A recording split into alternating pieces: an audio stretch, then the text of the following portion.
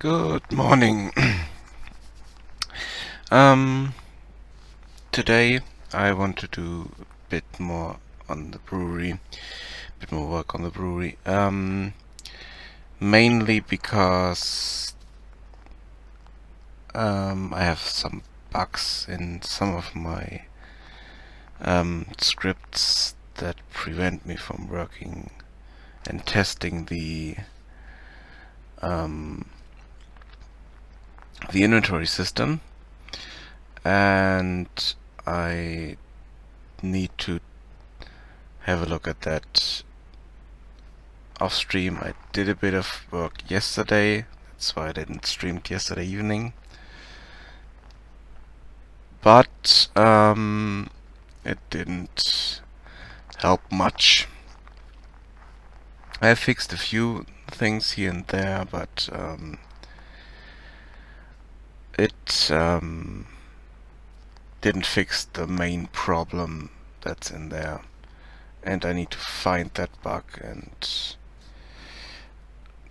do look at some video tutorials, how other people tackle inventories in Unity with a new UI system, drag and drop and everything. So I put that on ice for the time being.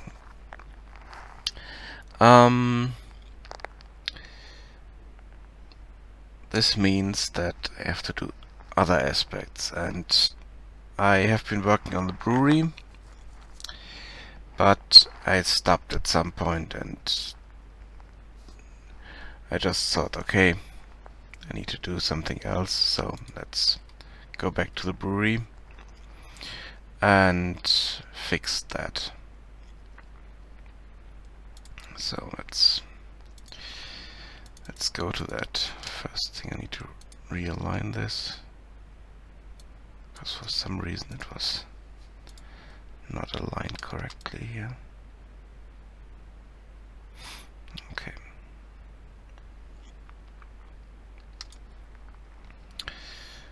And I also have the interior in there, which I will use to fix the interior part. So let's deactivate our roof, we don't need that at the moment. And we don't need the upper floors here.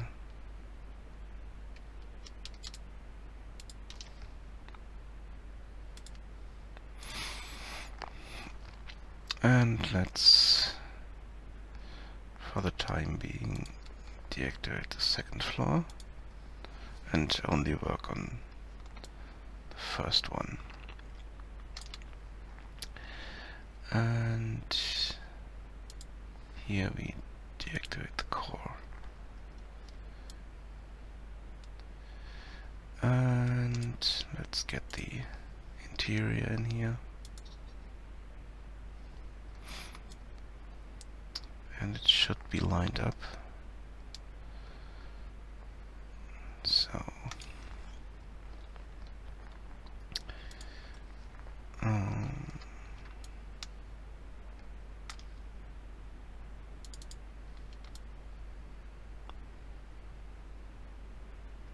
yeah, it's lined up, but there's there are clipping issues here, but they should be minor. Shouldn't be visible at all.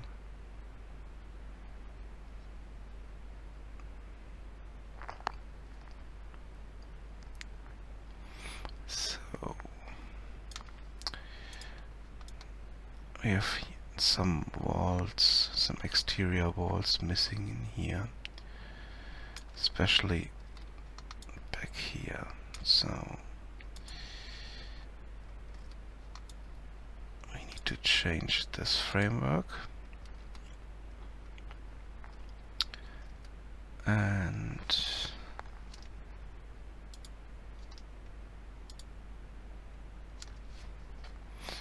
create exterior walls for here. So by the looks of it, I just need normal base walls without windows or anything. So let's get a duplicate of that and move it in place here.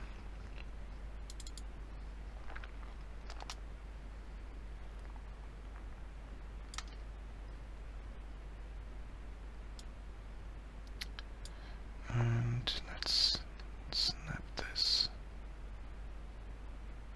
here.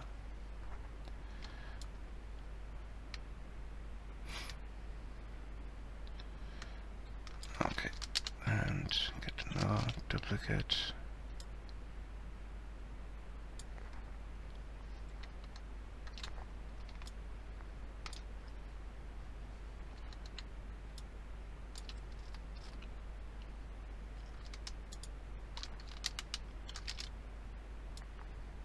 And we need them for the other side as well.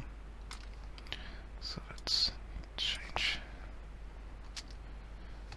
the rotation.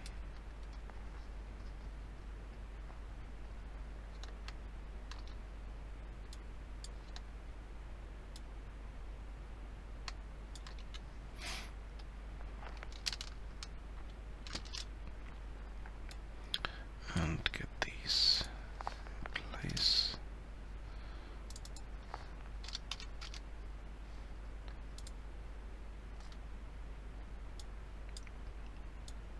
And then we need to find a better framework for this.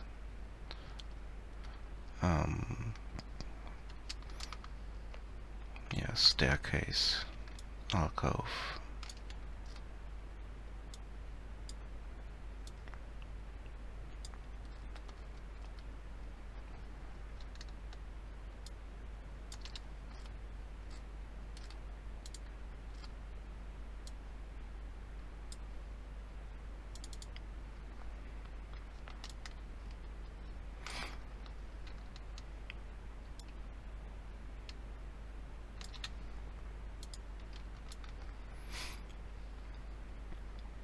Okay, so let's have a look at our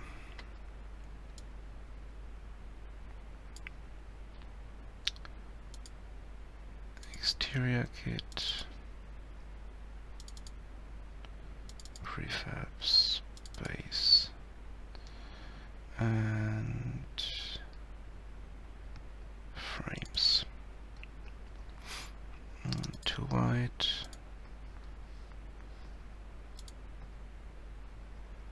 And this.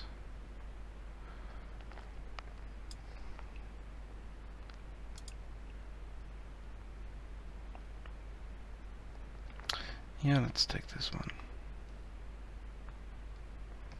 What's this? Triple? No. No.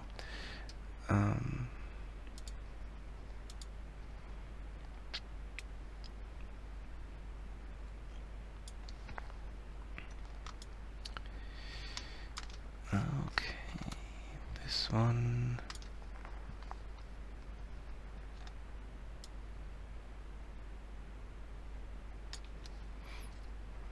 Should connect there. No. Needs to be.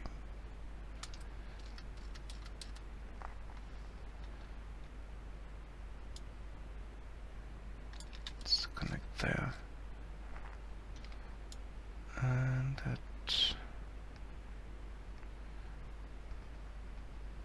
Interesting. It gives us some. No, let's not use that, but let's use this one. Because we still need the kind of pillars in here, so it's fine. We can use it. We can use this one. The full frame.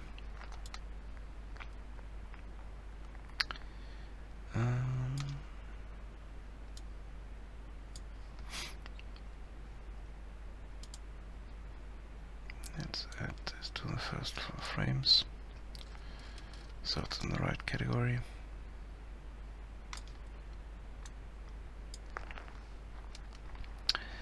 And move it to place.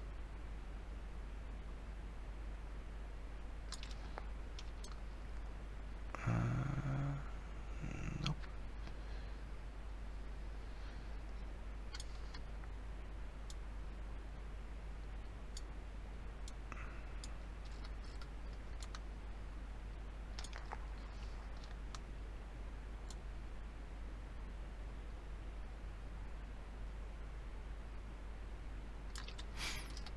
Okay.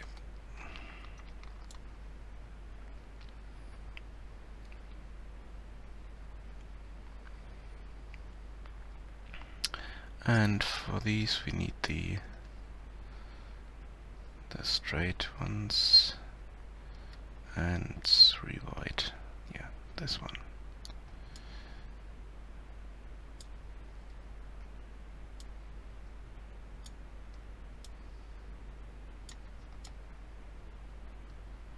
And turn this around.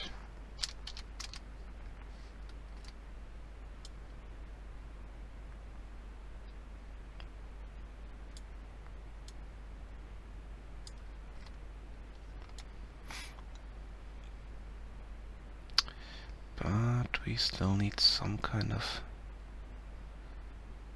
pillar in the corner here, I think. On the outside.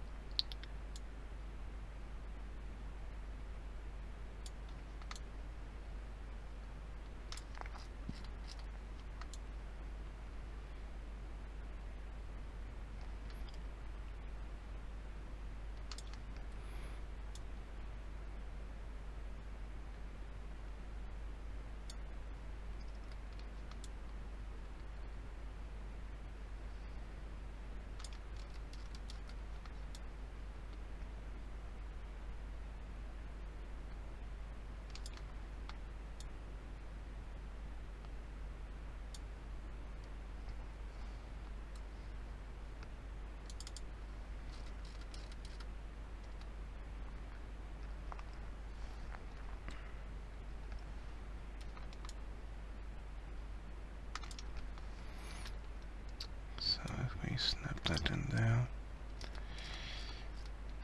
it should be okay, but yeah, I'm not sure if I will add another pillar here, but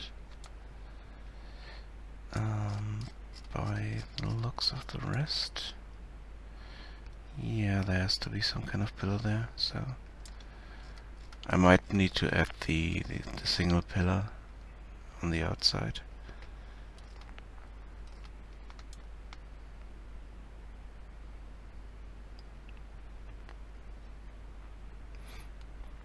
Otherwise it doesn't line up with the inside correctly.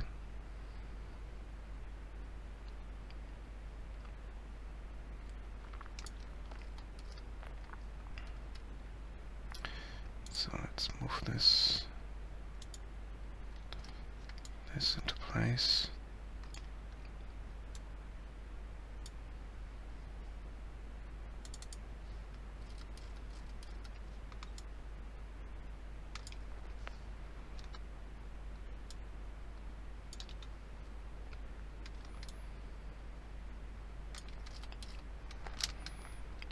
Duplicate it and over to the other side.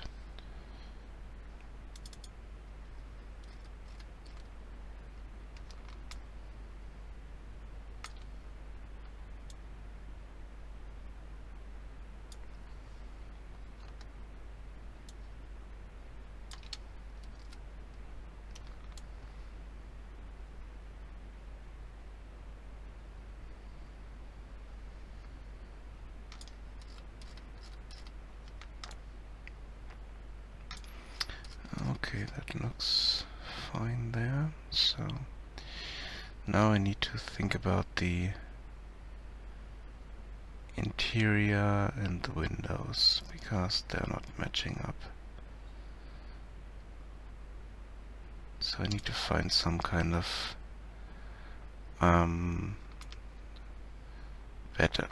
better solution for my interior assets. I mean, I like the wall type I have here with the wooden lower part and then the plaster, but I don't have an equivalent part for the exterior, so might need to change that.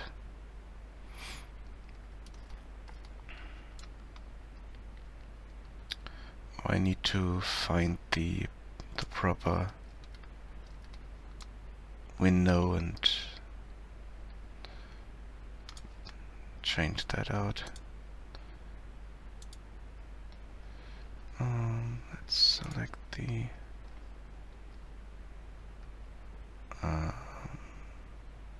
oh, selecting the wrong prefab.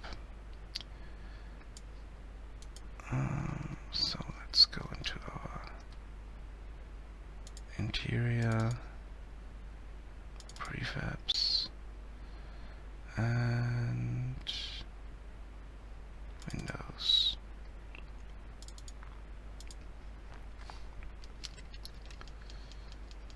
That's the wrong one.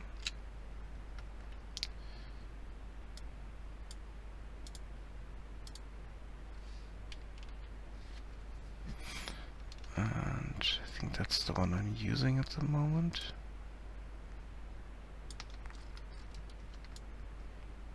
No, it's a different one. But this one also doesn't match up with the outside.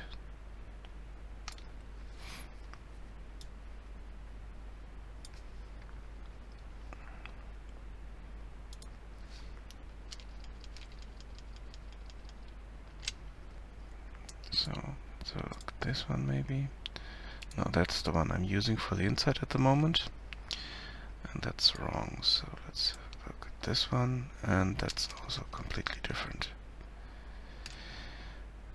Which means I have a problem there.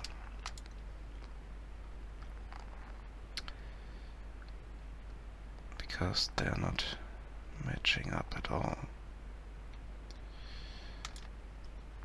And the exterior, that's one mesh, one combined mesh in here for these walls.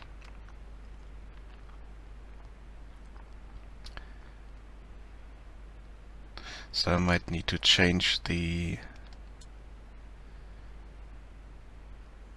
walls all over the place on the inside so that they match up to the outside walls. Because otherwise it would look really strange if I have different walls in specific spots. Or maybe I can find some... Let's have a look at the walls here. What is this wall called? That's wall 12. So let's have a look in wall 12.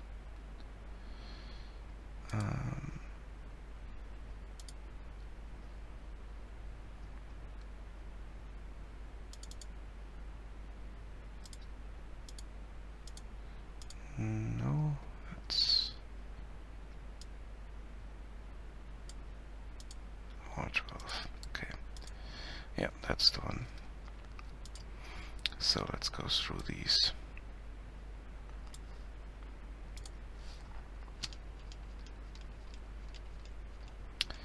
Maybe I can find a nice one.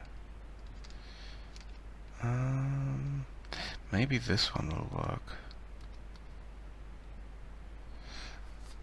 Maybe you can match up the window to the outside window. So let's find a testing spot somewhere. let's go here. Nope, let's go there.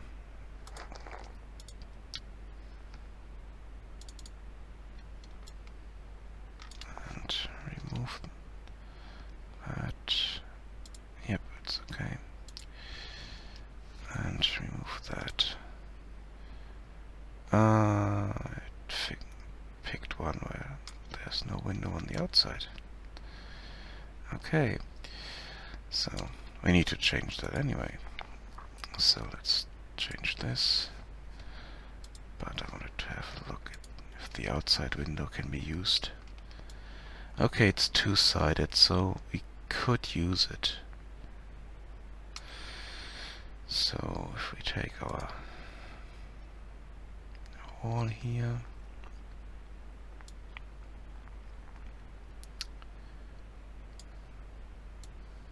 and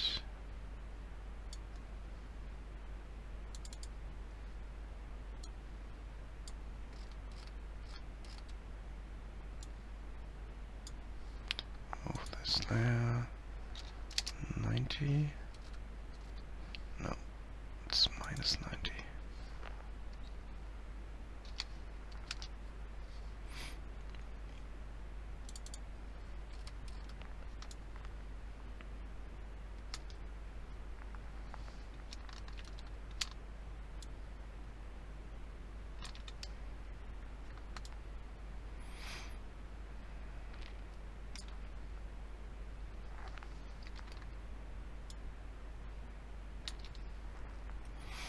Okay, this matches up, but I don't have a window frame for it, so I need to find an empty frame.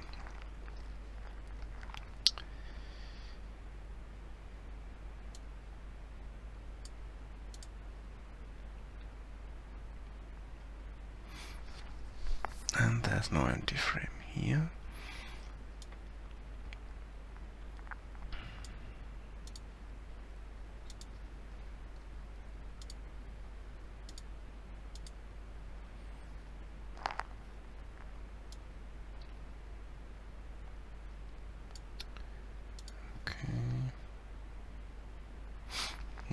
No.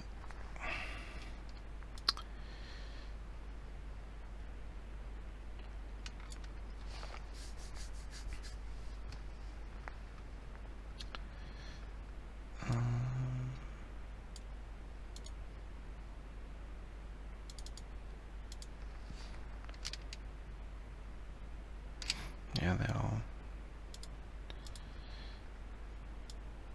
windows with glass in them. Window frames. No, here we have frames, but not wooden frames.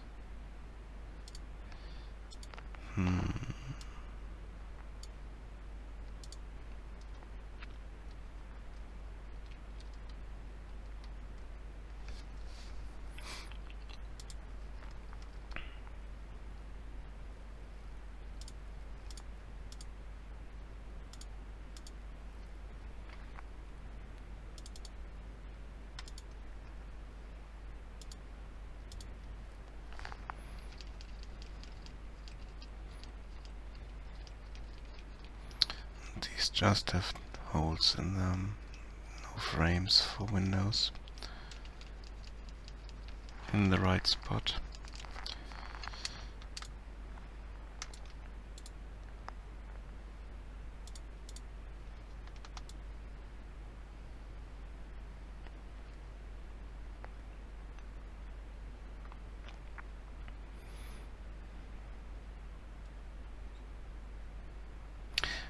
But I think I saw some kind of window frame somewhere in here in all of this.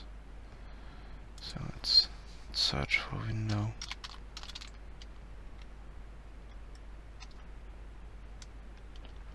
And frame maybe.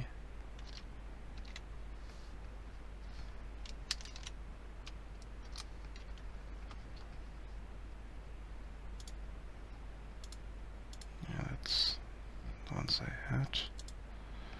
And cathedral window frames. Nope. Nothing like that in there.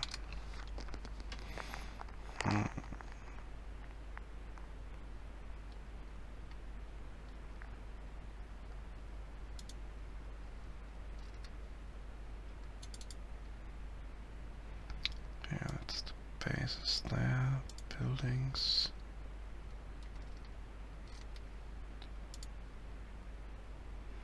These are finished buildings. Props. Stairs. No.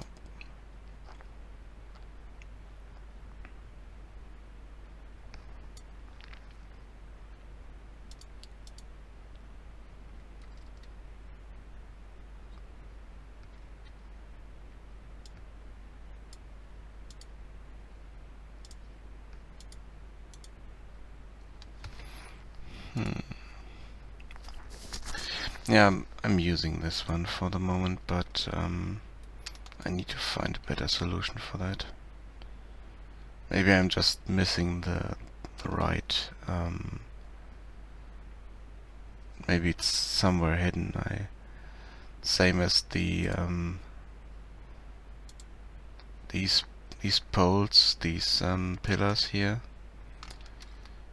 They were also in a category where I didn't find them and had to ask where they were located, so might be the same case. So not much concerned about that at the moment.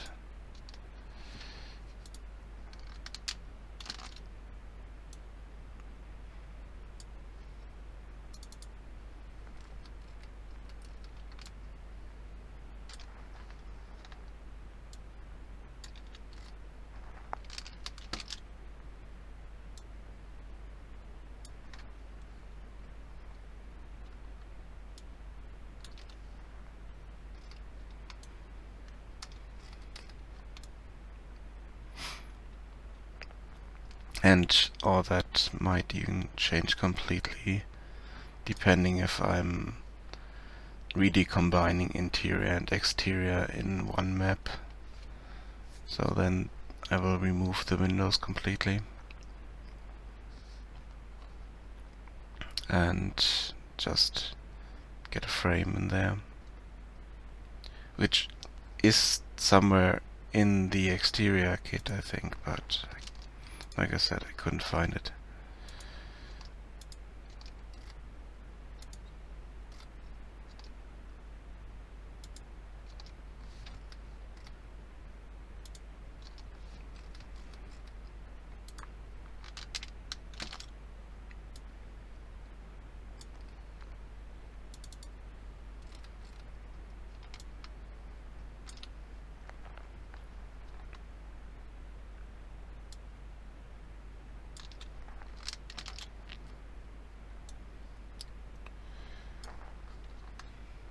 That's just adding them in here. And for the corner I need to do I want to have the windows in the corner as well?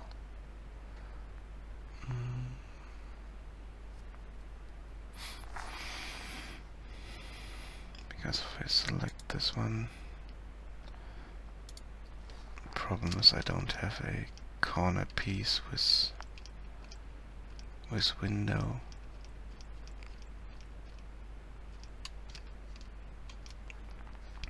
That's the corner piece I have here. And if I use these,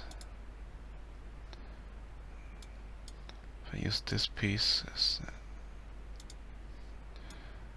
and put it together, then I might get strange looking pillar piece here. So let's just show you what I mean.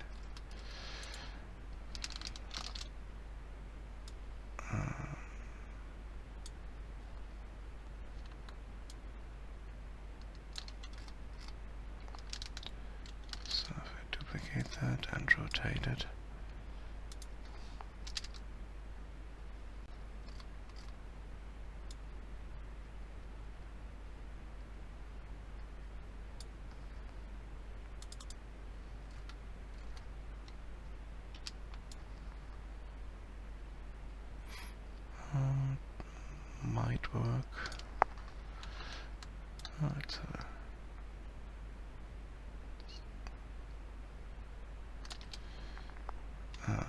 nope, that's not right.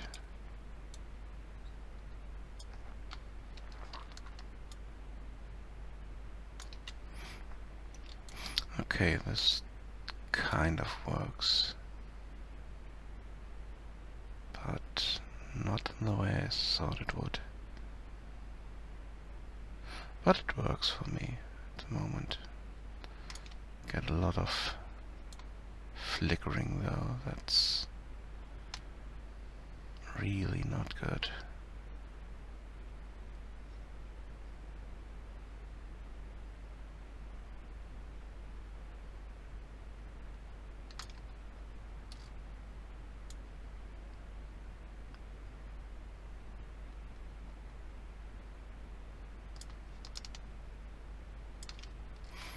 Okay, it's only when I'm rotating stuff, so it's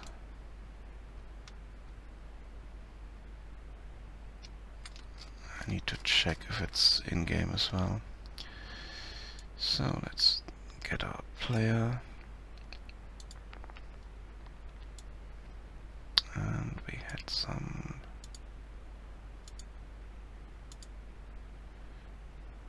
put a game object here, copy component, paste component values. No.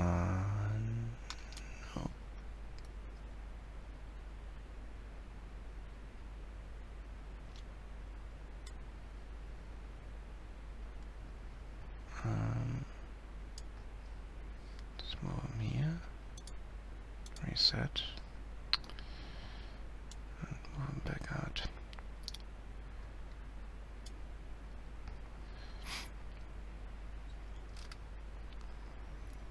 Let's have a look.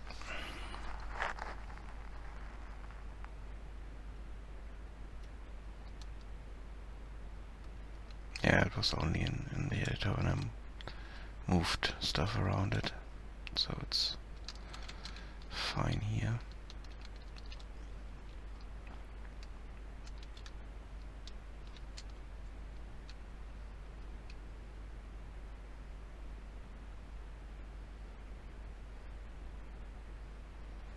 Yeah, and I really need a window frame for that.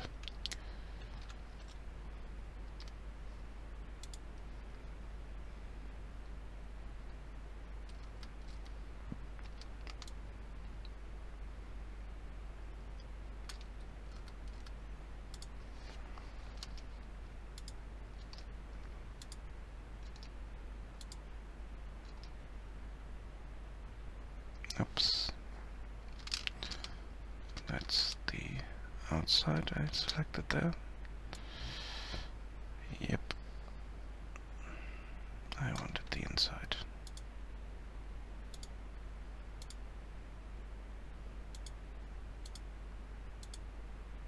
Yep, this one. And yeah, here I might get problems.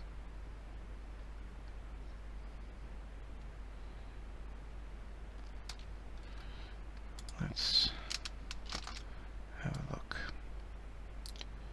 This one is fine, but the next one and the corner might be a problem. Or I might need to add some kind of pillar here.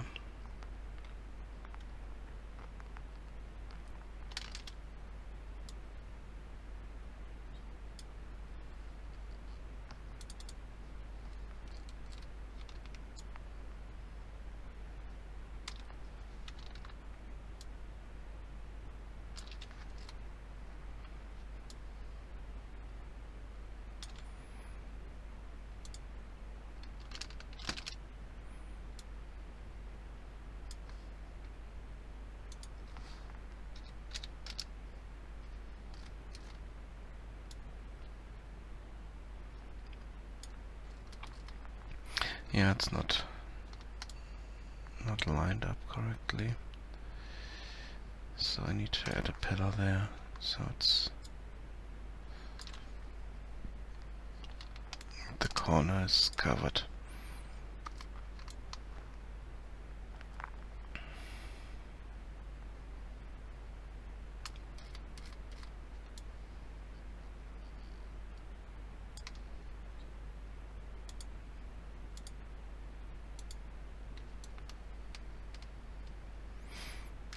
Let's take this one and move it in here.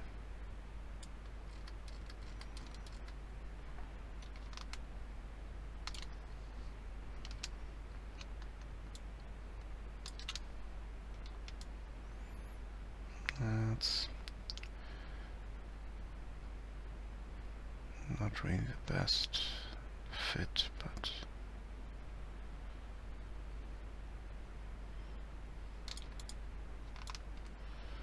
it's a different kind of wood.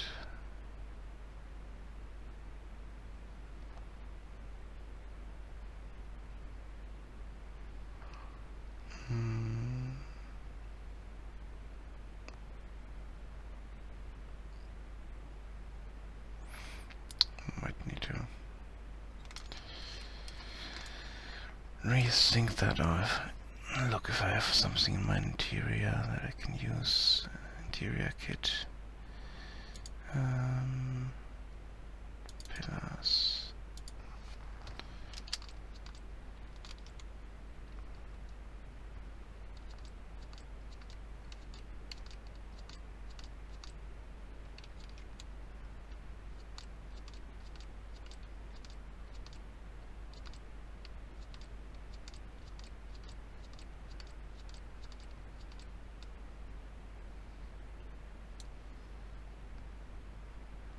Oh, that's too short.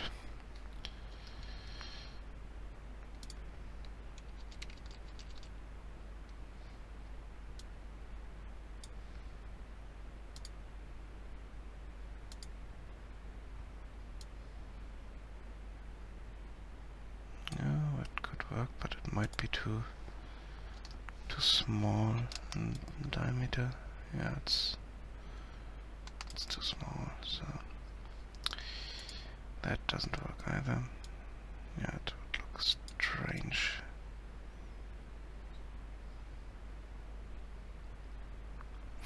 Yeah, it needs to be bigger.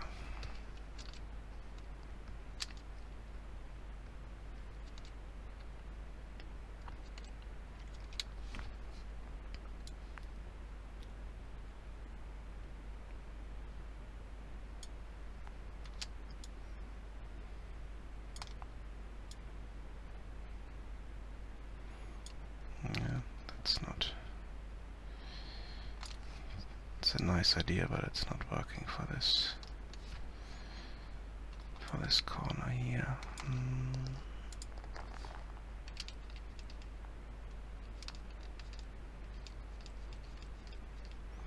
Okay, now these are walls. Yeah.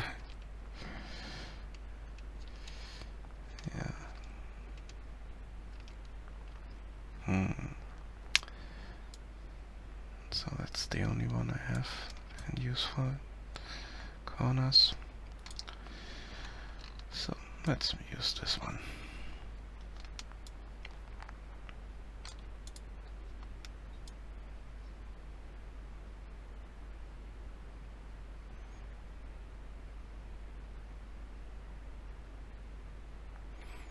At least it's the same kind of wood, so that works.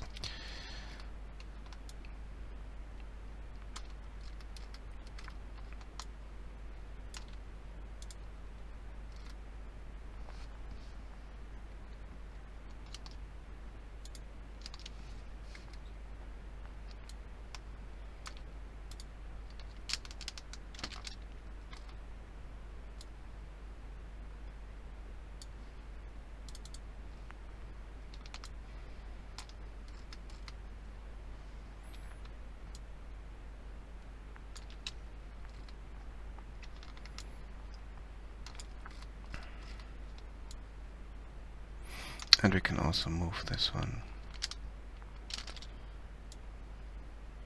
in this corner here. It's the wrong place. So the pillars. And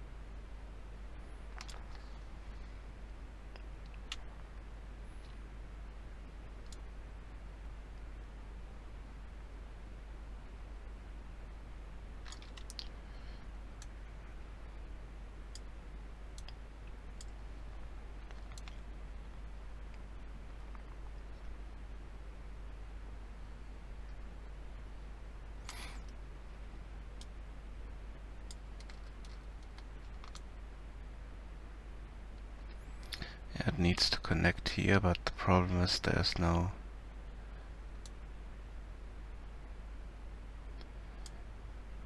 vertex that I can snap it to. And no, it needs to be back a bit.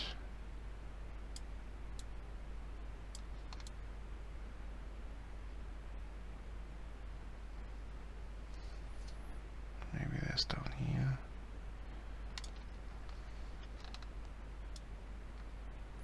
Yeah, that's not a vertex I can snap it to. Yeah, damn it.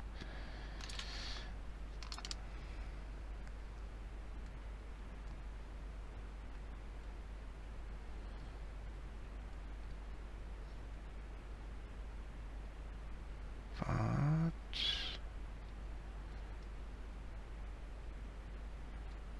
I think it looks okay there.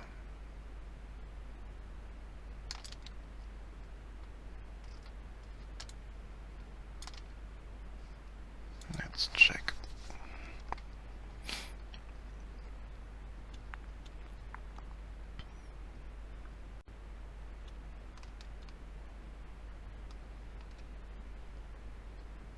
Yep. That's good. Okay.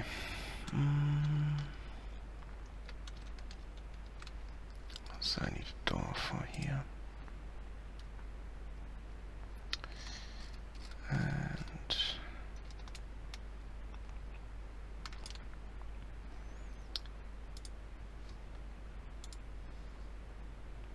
let's find us a door.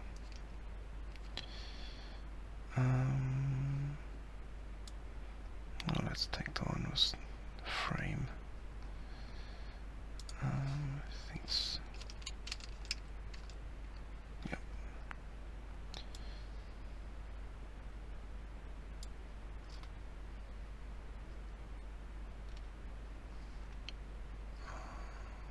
First floor.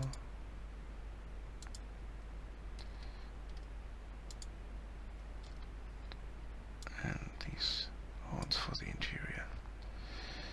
So it's 0.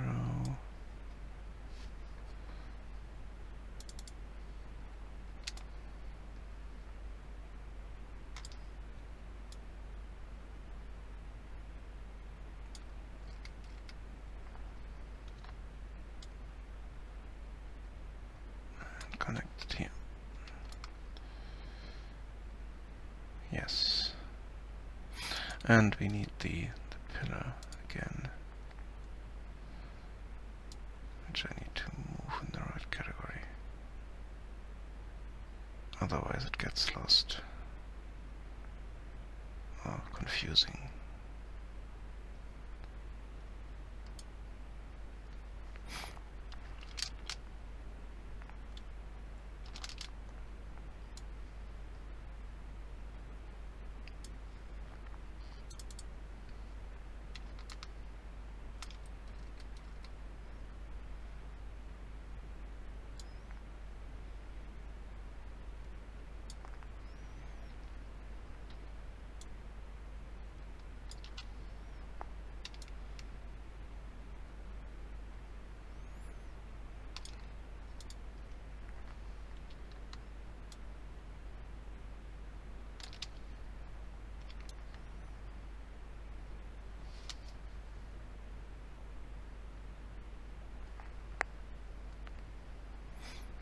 Thank you.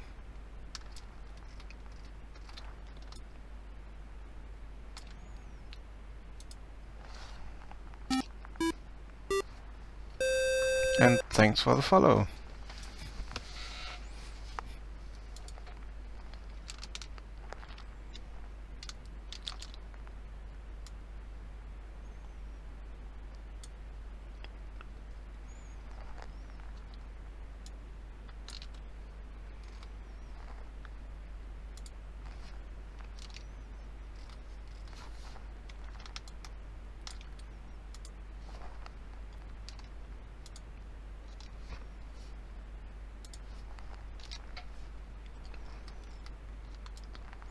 So, and also thanks Cuba for the follow.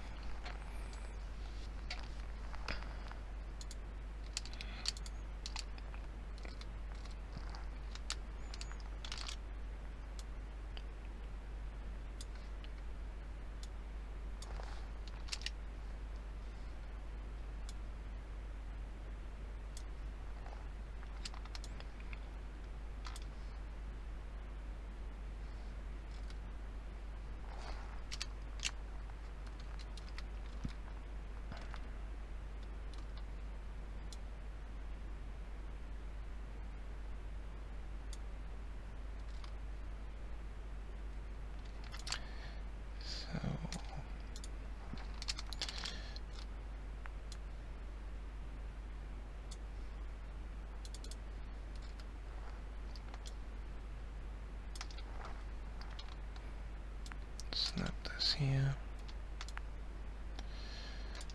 And this.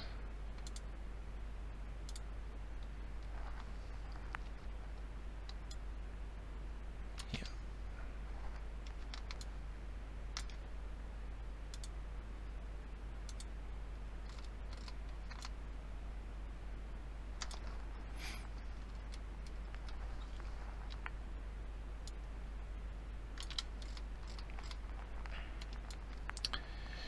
Okay, for this corner we need the pillar again. And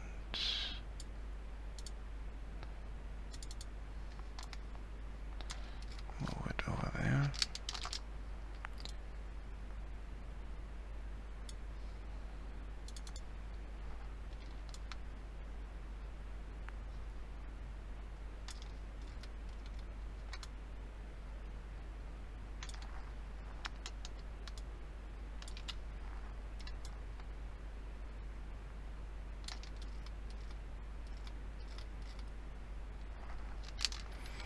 And also for the corner here.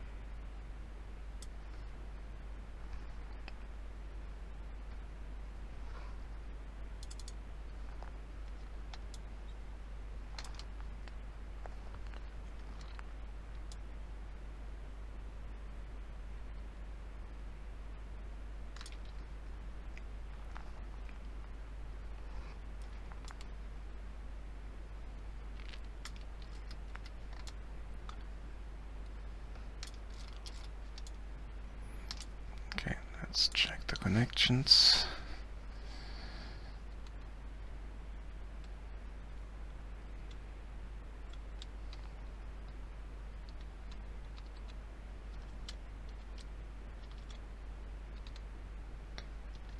Okay, that's just the graphics. The material, I mean. Okay, the rest looks fine.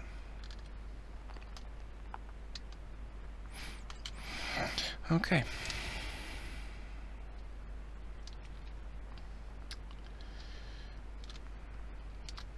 Let's move on to the other corner here.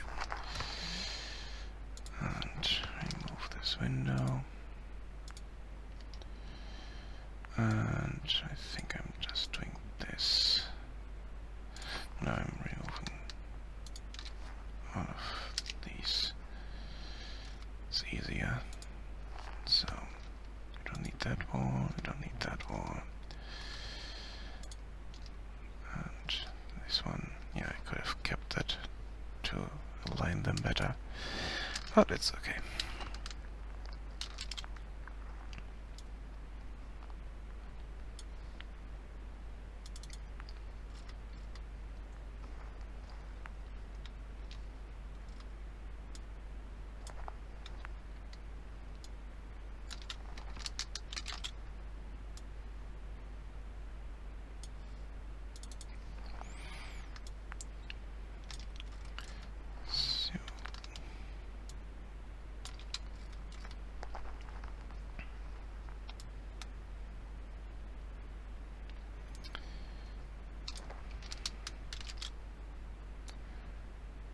So, how are you guys doing this morning?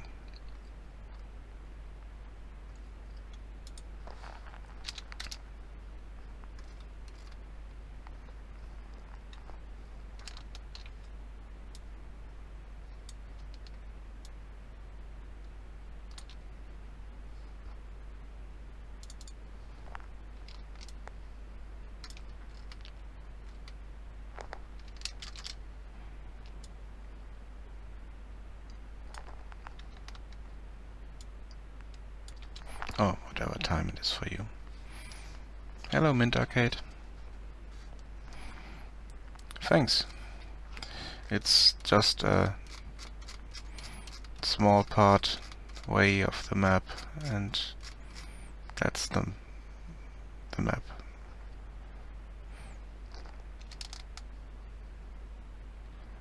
And I'm building this building over here because I have place for it there, and it's not interfering with anything when I'm selecting stuff.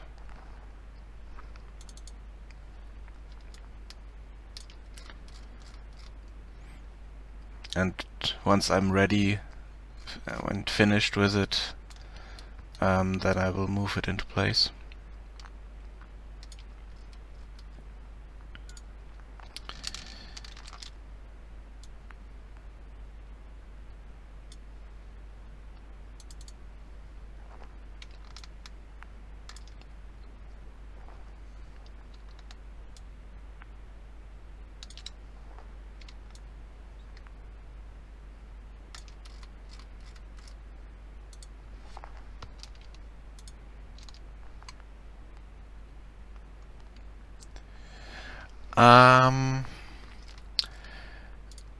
It's kind of hard to tell. The stage is some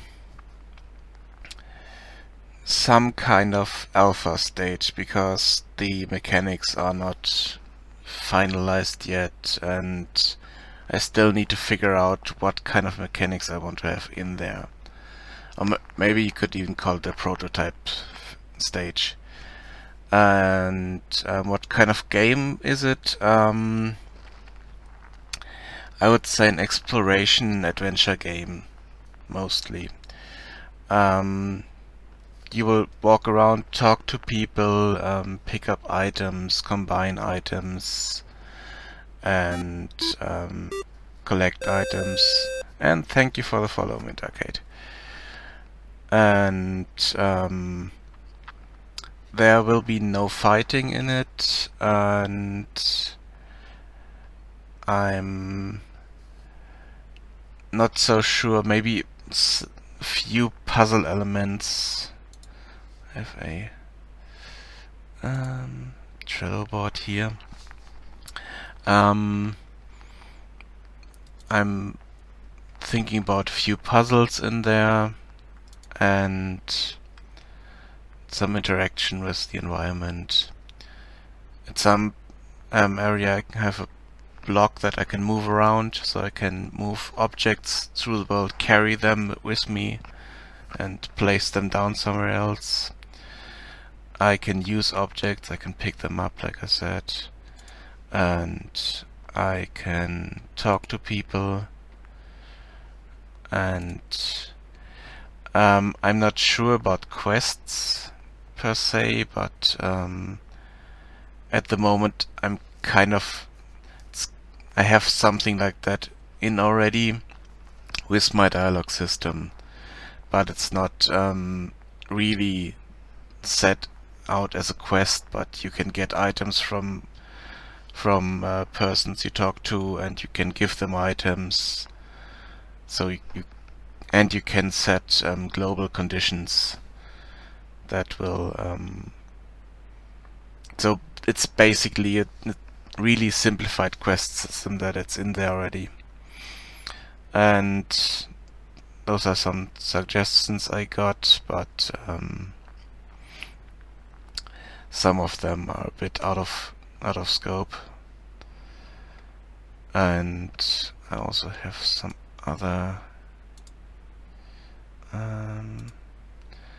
I had the suggestion that I add fighting, but I don't want to have fighting in there. So, yeah, and my dialogue system is nearly finished. Just need to add dialogue for the characters.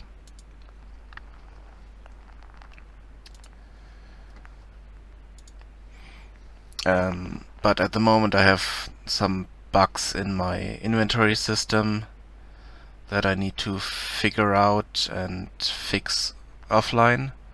So I'm going back to level design and finishing the brewery interior and exterior, which is one of the biggest buildings in the game, and also the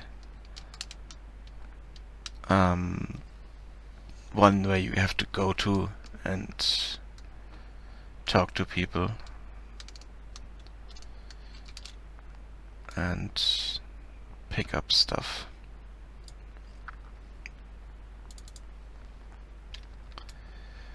Basically.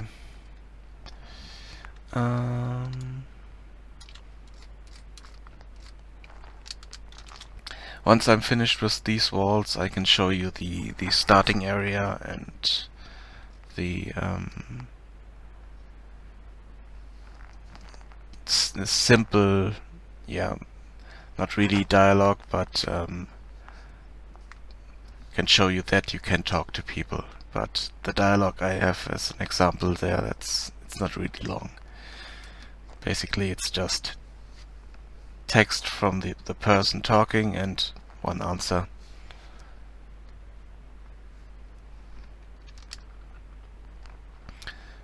But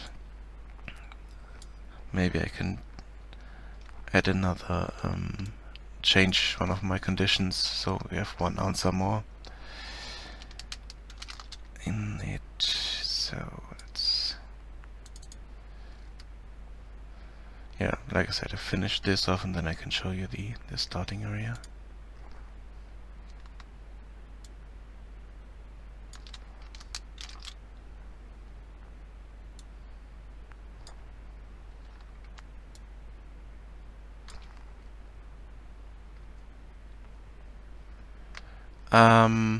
I haven't published anything else, but I have worked on other projects. And if you have a look at my blog, then I can show you. I have worked on different student projects and made other games. But all these were student projects and none of them really published.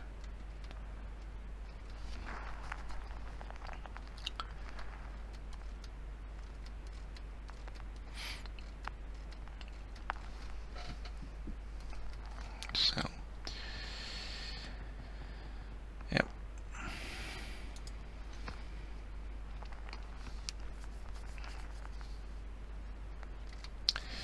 Okay, finished with these windows over there. So, yeah, like I said, I want to show you the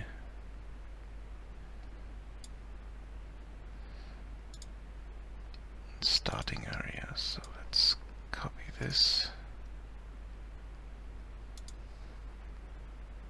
and set the player to the right spot, and let's go from there.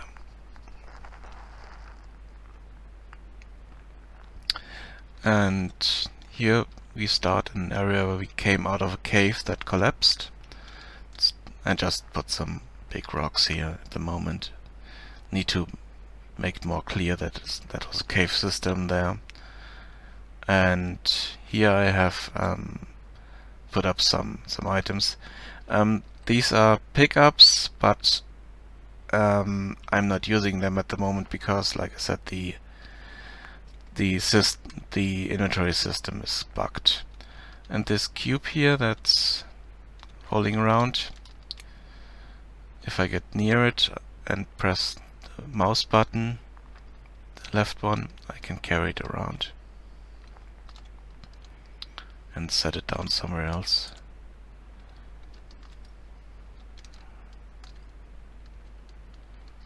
And this guy here, that's kind of a representation of myself that I created in Mixamo Fuse or Adobe Fuse. And I can talk to him.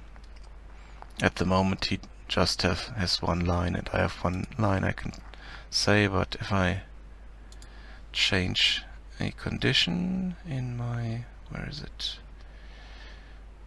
Where is my managers?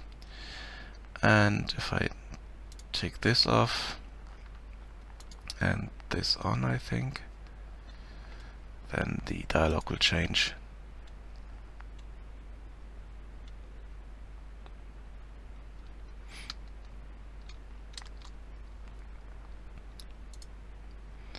Now he's saying hello, I say goodbye. If I click on him again, he says hello again, goodbye again, and I have another option here that says leave me alone. They basically do the same, but I could have more branching dialogue in here, but it's not. I haven't written the dialogue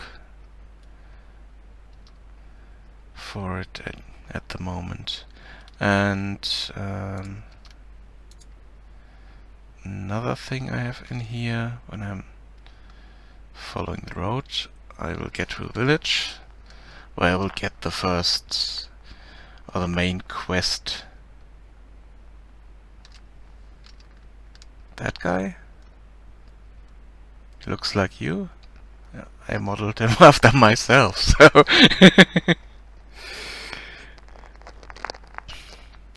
that's kind of me. My hair is a bit longer, but apart from that, that's me.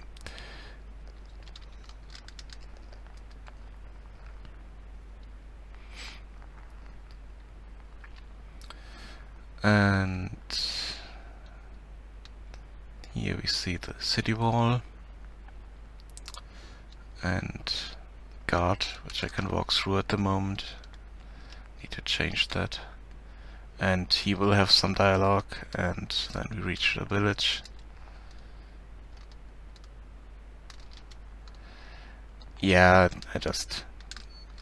the run, I changed the speed for it. And that's the normal walking speed, and this is running speed. And this big box here is a placeholder, and I can get information about objects in the world when I'm right-clicking them. And if I left-click them, I can interact with them and get some information text what's happening. But it's one of the placeholders because I haven't built the shrine yet. And another thing over here, the well. Here has another script on it. That's my door script that lets me teleport inside the level or change the level completely. And this one teleports me back to the starting area. If I right click it, I get information. Here's sound of campfire instead of water. If I click it, then I'm near the campfire again. And I also have pressure plate in here that's working. If you look at the lower left corner, the console output said pressure plate worked, and that's just a trigger here. And I will use these for small puzzles somewhere. Maybe inside the brewery or in some cave system or something like that. And for some reason I removed the teleporter back to town, so I need to run back.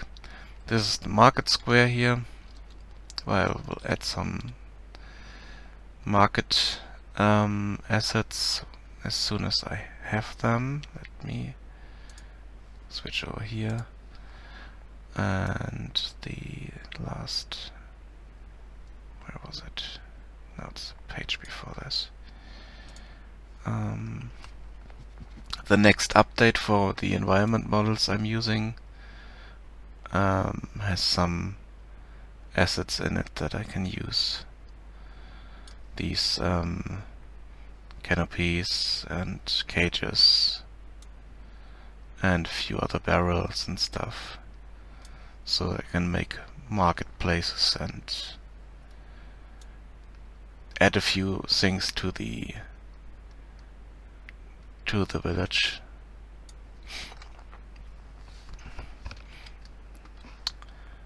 And let's go back in here and continue down the road. This road leads to a mine entrance, which might be open at some time. I'm not sure about it yet. But it's just a small hut that's with a door, so you can get into the mine.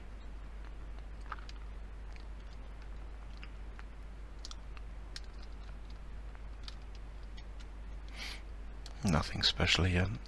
I want to add a tool shed somewhere here at some point, and then add a few barrels and other clutter around it, so it looks like it was used or is in use.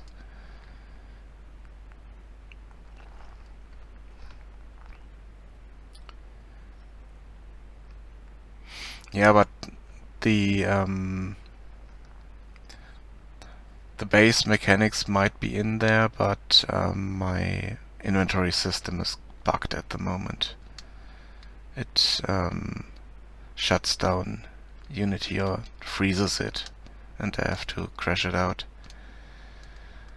And that's not good, so I have to figure out what kind of bug I have in there and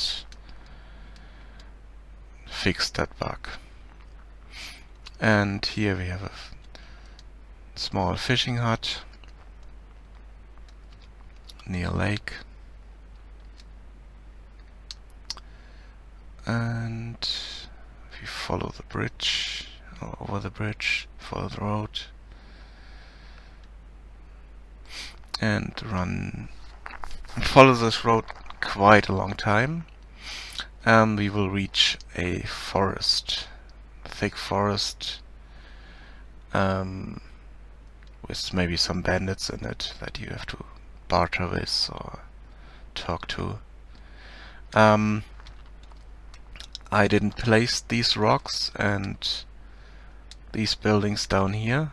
They were placed by Gaia, the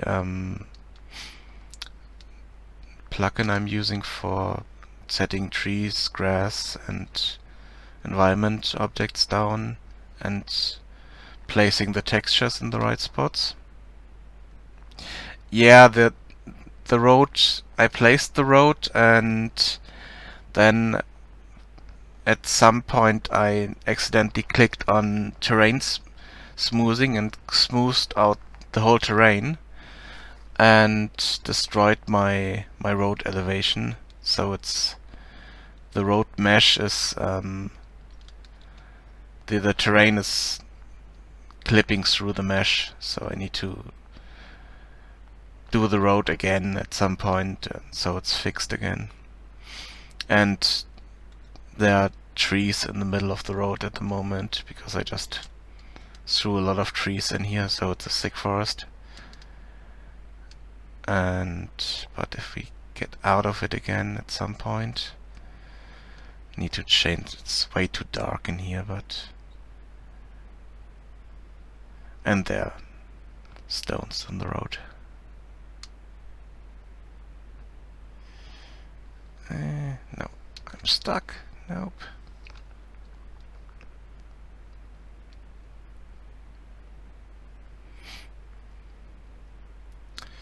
Yeah, but it's supposed to be a dark, thick forest where you can't look out of.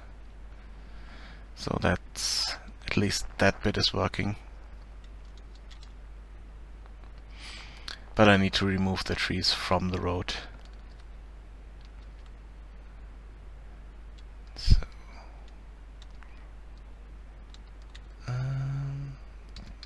let's follow the road if you can find it. Here it is. Okay. Yeah, and I haven't done the complete light map run for all the areas. So all these trees are just black and not partially lit at the moment. But I wanted to finish the areas first before I'm doing light maps. Otherwise I have to redo them all over again. And I didn't want to do that. And I hope we are out of the woods at some point. I mean, I can try to find another way out, but it might not be the right way. And I think we are completely lost in the woods. Yay! Oh, the sun is peeking through, so I see light at the end of the woods. Yes! We are out of the woods, but completely at the wrong spot.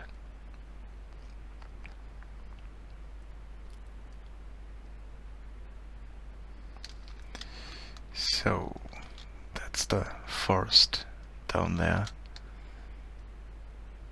And there's the road again on the other side of the forest.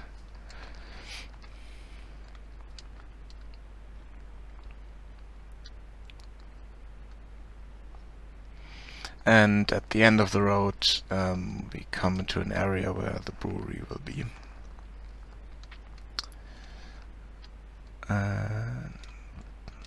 Where's the road? Here's the road, okay. We found it again. Good morning. How are you?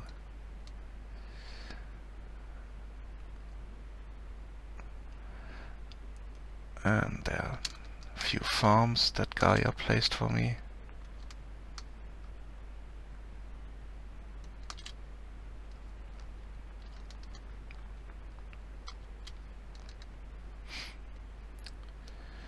And we should reach the area soon. Okay, this farm I have to either move or remove because it's on the road. Yeah, now we reached the end of the road, and about here is the place where I want to have the brewery. And if I go out of the game, it's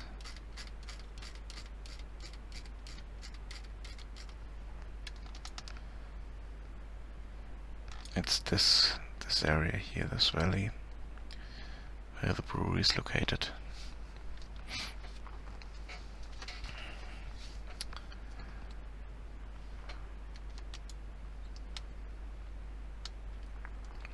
That's the whole map. Oh.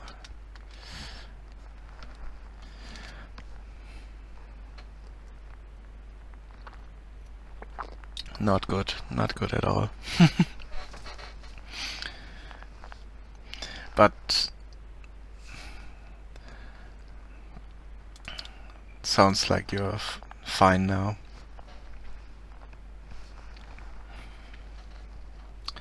That's good. Okay. Yeah, and now I go back to my brewery and check the other walls. Did I have other windows over here? Yes, there are windows back here. Oh, I need to finish this wall here. Or this area here.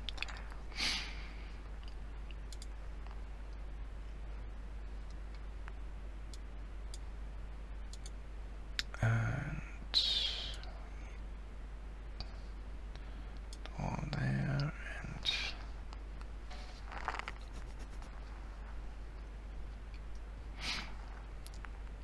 no. But it's good that it's over.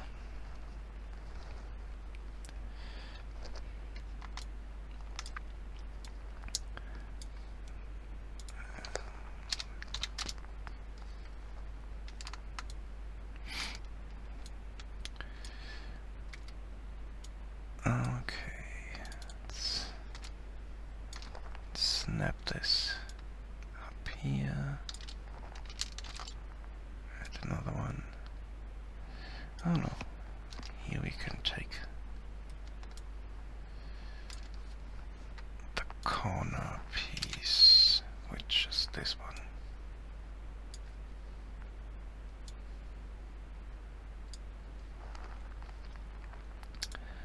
And minus 90.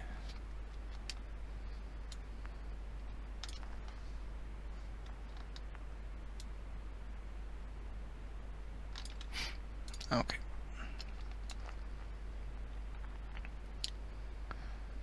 So this is fixed as well. And we need to fix the wall down here. So this has to be different, and we also need to do it on the other side.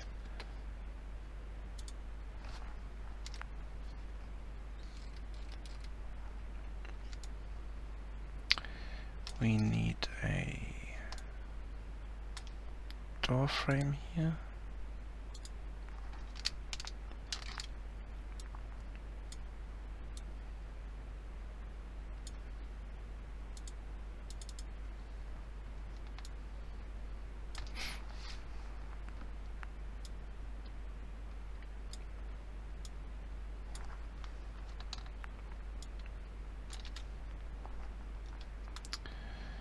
And we need the window frame piece here.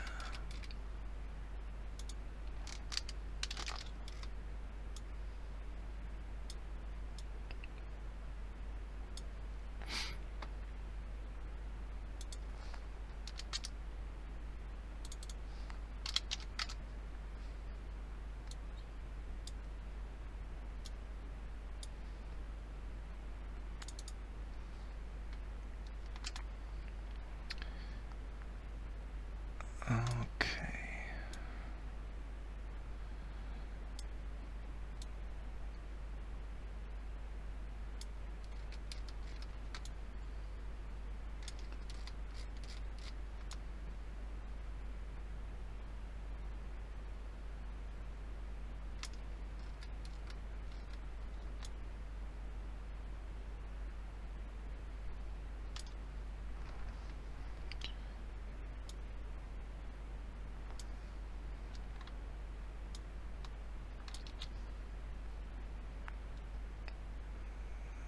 No, that's not right.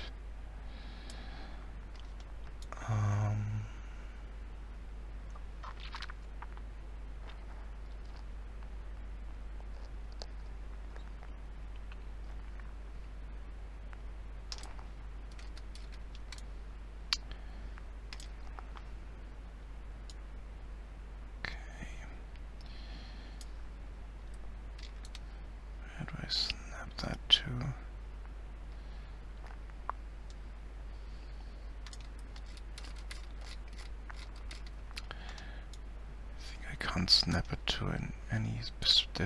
specific spots. I need to.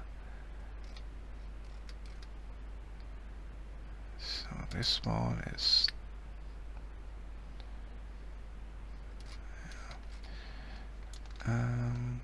27.5. Okay, 27.5, and I think I put it 2.5. This 0, yeah, 2.5 is the right coordinate there, which results in strange stuff here. So I might need to change the frame here.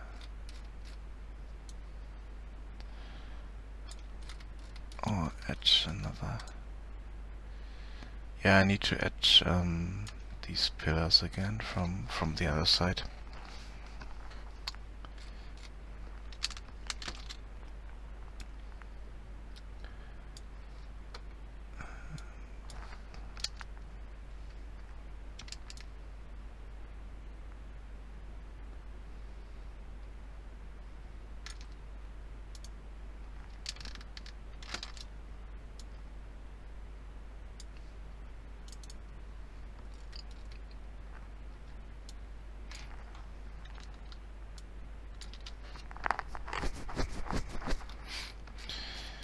Okay, we need those pillars.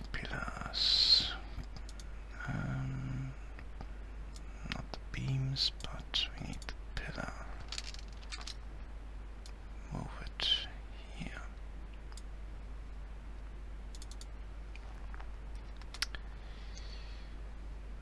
And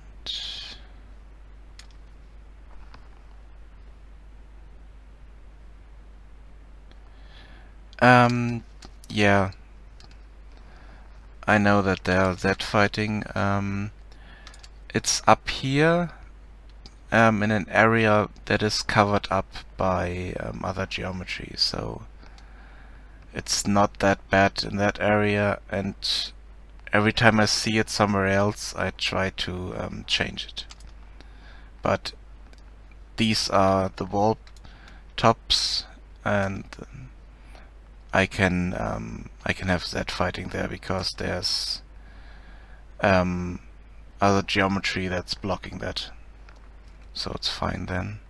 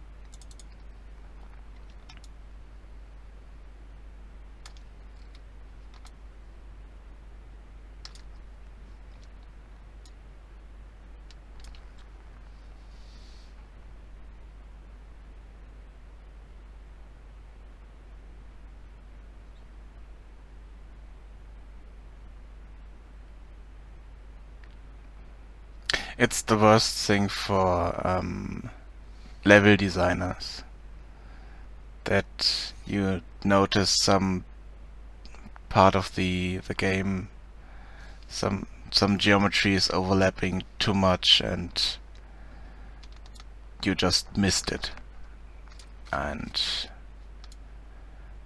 someone finds it and points it out to you. So that's kind of a... Yeah, okay, there are other things that are even worse than that fighting. That's true, but it shouldn't be in there in the first place. So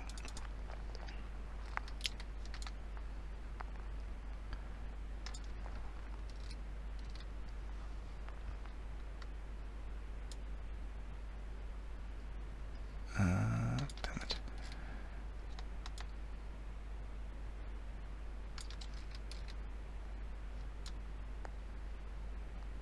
Okay,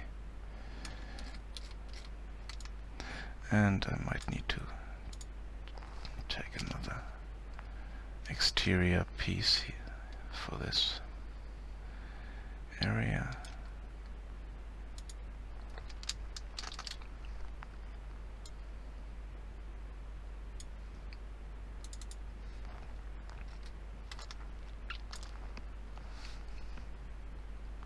No, it's all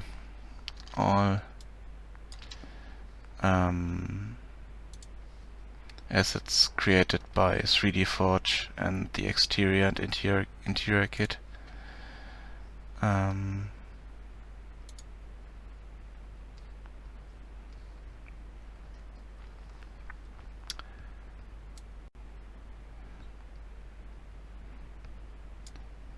they're on the asset store, and 3D Forge made them.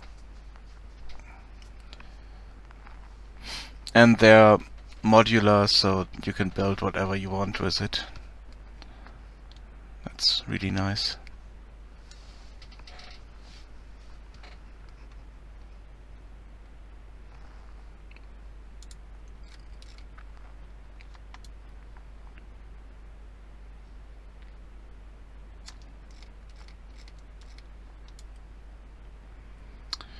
Okay, we need another frame piece for here.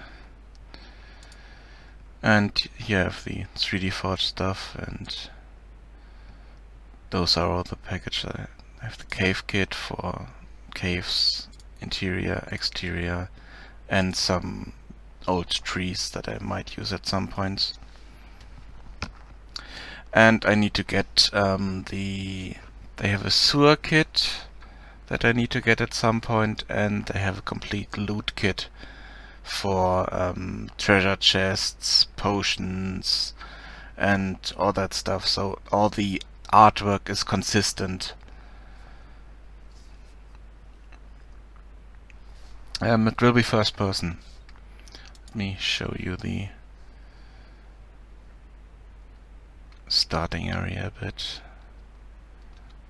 That's the perspective you're walking into.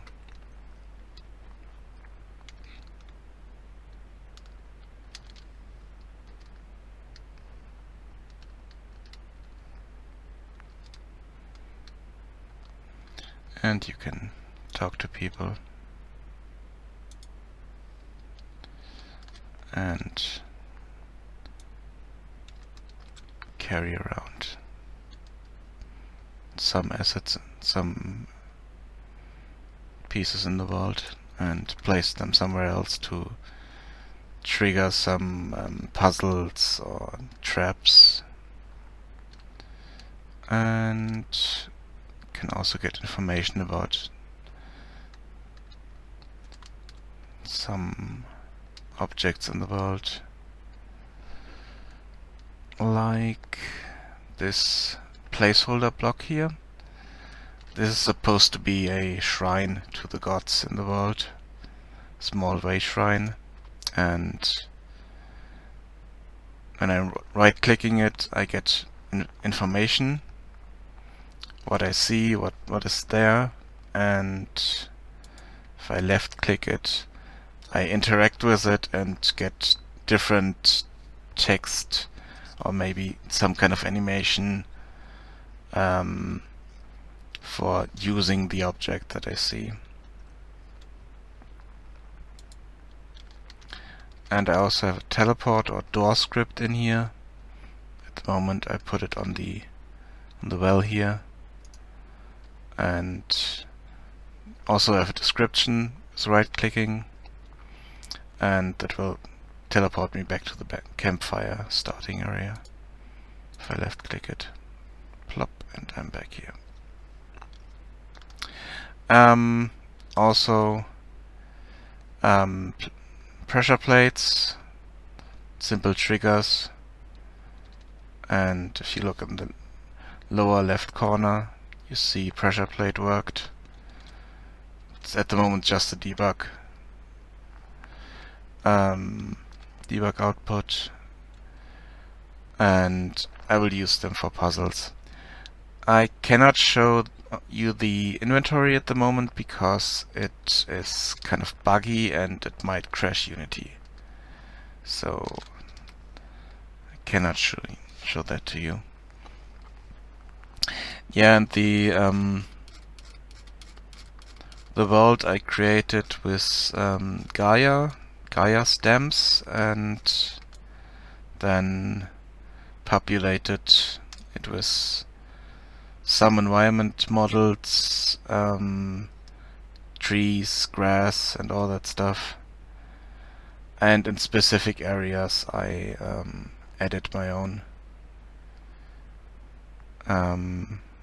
models.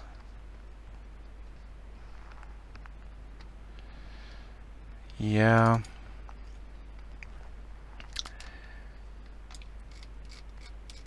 Here I have the mine entrance, and the roads I built here I kind of destroyed when I accidentally clicked on terrain smoothing, and the terrain was smoothed or changed in some areas, and result is the roads are gone. So I need to repaint the roads with the road tool I had there, and recreate the meshes for the new elevation. But at the moment I'm using the roads just for orientation where the roads could be, and then when I'm at the stage where I could say, okay,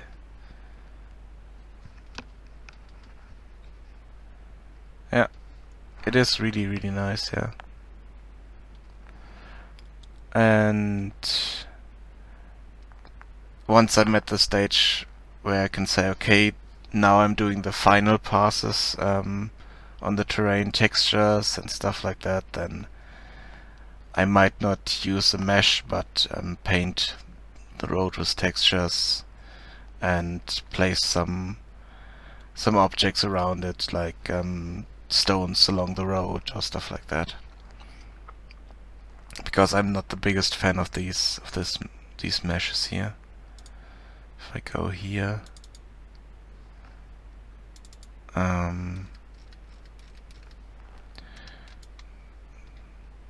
they are nice for placeholders, but I don't like them for the end product. And the other problem is they don't connect, so I might need to connect them myself in some kind of 3D program, or do something else with them, but I have the Cave Adventure Kit. The Cave Adventure Kit is here, and I'm using it already for my basement, for the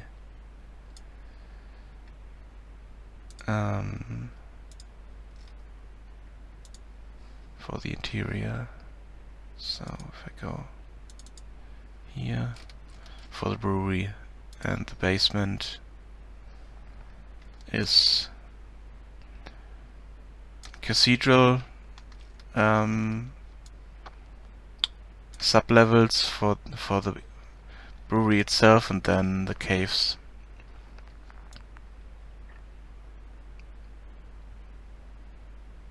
And with roofs and all that. Let me just show you the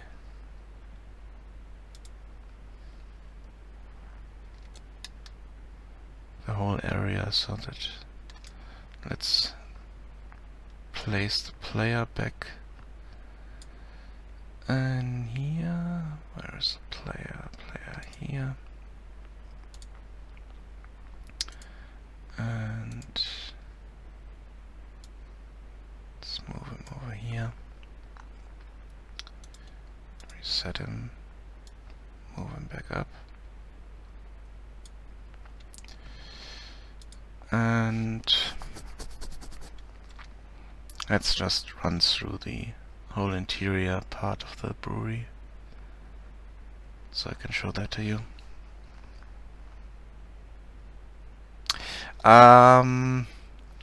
Yeah, it will be a while because I need to do some... What's going on here? I have that error again. Do not error pause. Go in here. Okay. And oh, I need to change that. The second floor core we don't need. So let's do that. And the errors I have down there, I don't know where they come from. Oh, to activate the interior. There are some pointer cast failures that are coming from some shader, some material, and I cannot find it, and it's not even showing me anything I can use, so I don't know where that comes from. I need to go through every object and every material to maybe fix it.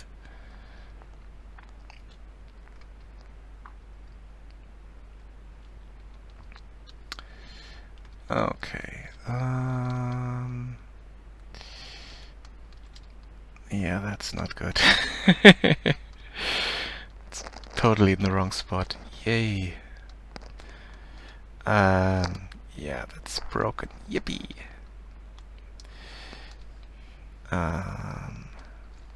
But let's go downstairs and show you the sub-levels. And here we have the brewery part of the brewery with barrels changed to brewery vats, and I need to add boilers in this room for the beer brewing. And if we go downstairs a bit more, we have another storage room here, and there's a secret storage room where maps and documents are stored. No, it's not supposed to be that way. It's kind of broken because I moved it around for some reason. And here we are in the cave. And I need to add a particle effect and some kind to this wall because it's magically sealed. Because there was an entrance at some point, at least in the story. So, yeah. And all of this is based on a pen and paper role-playing session I had with some friends, and we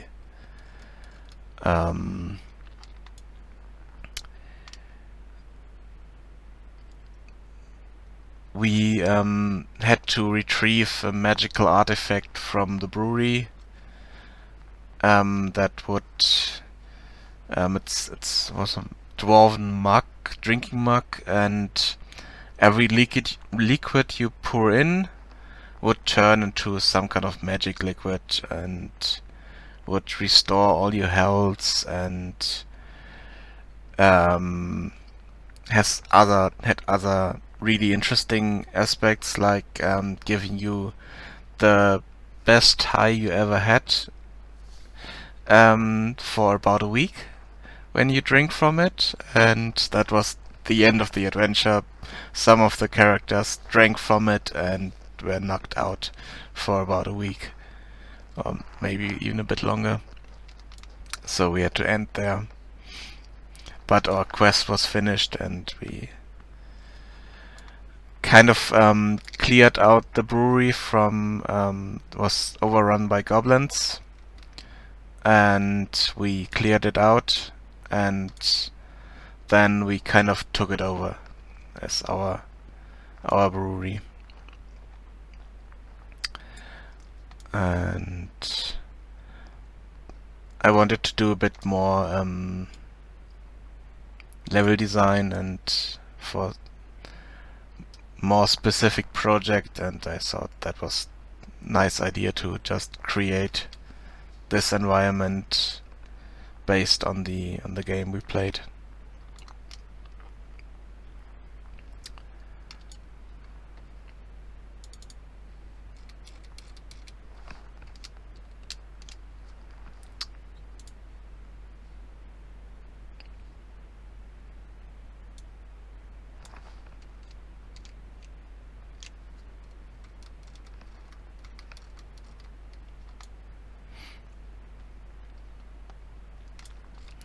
Yeah, I need to line this up again with the rest.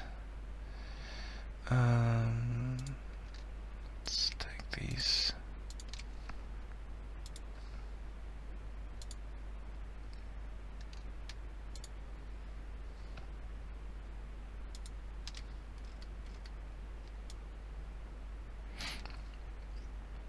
And take the second floor and line it up again.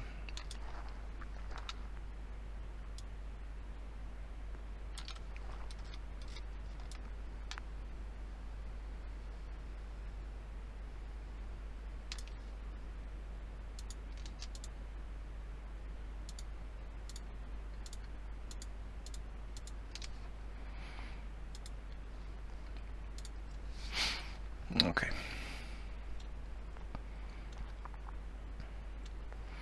Okay, much better now. So now we can go upstairs. Some kind of gallery around here. I need to add doors up here. And balcony outside. And some floating candles. It's not Harry Potter, damn it. And here we have some in rooms.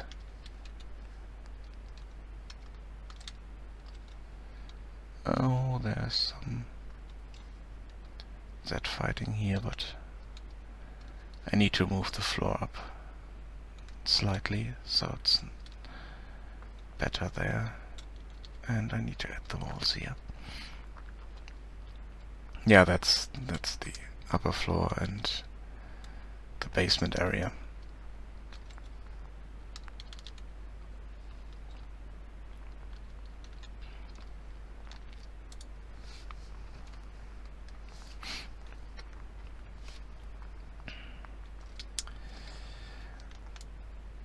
Okay, let's remove the basement and let's remove the second floor so we can focus on this one. So we need to add the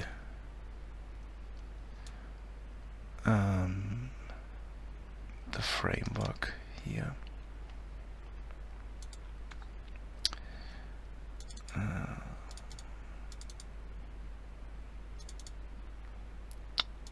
Base frames 2 wide and 2x2 floor open. Yeah, let's take this one because yeah, we can't use that. Let's add this in here and move it roughly in place. And have a look.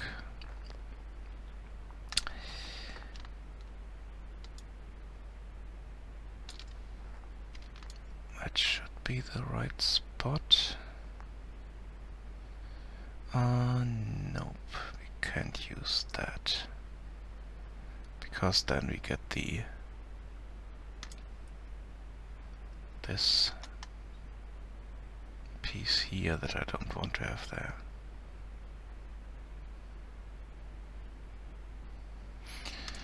Okay, so we need to get something different.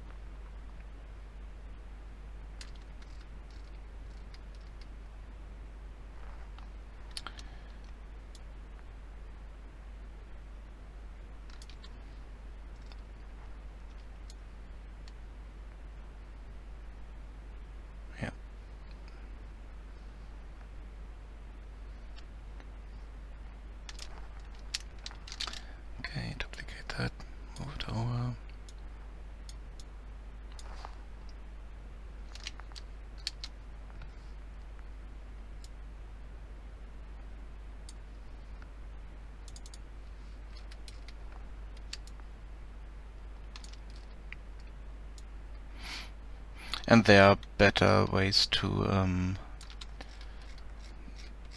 place them. There are plugins that could do that in a fraction of the time I'm taking, but I don't have these plugins. I'm happy that I have the environment models, so that's...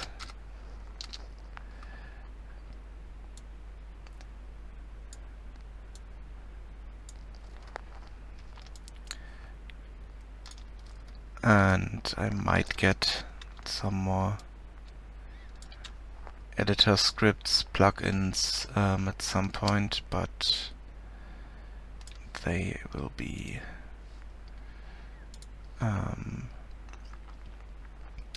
the terrain shader system, and then the sewer kit, and then maybe something like simple fence builder or easy scatter for placing stuff on terrain.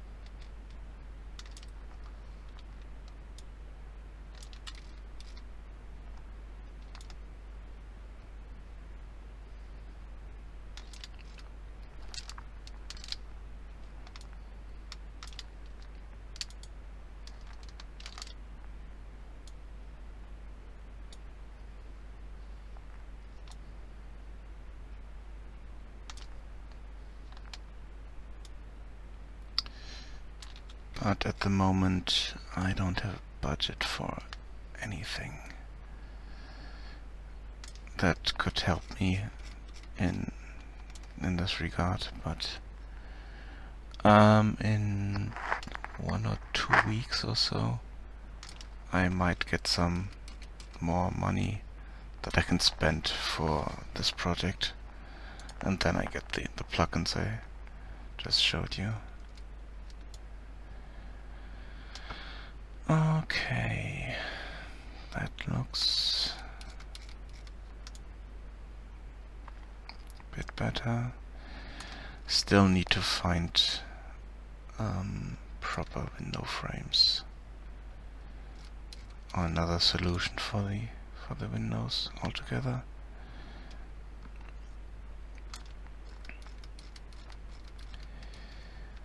Okay, next thing we need to do, we need to get some kind of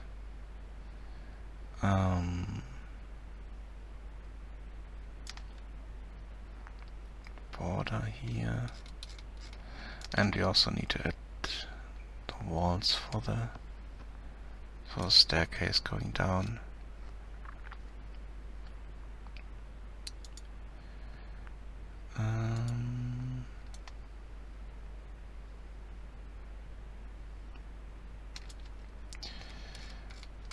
But that's basement, and for the basement exterior I want to do something completely different.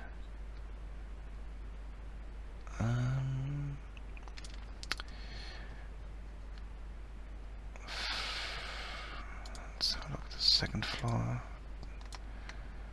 Okay, there. Here I need to do a lot for the... yeah. Okay. Let's go onto the second floor and fix that. And then go down.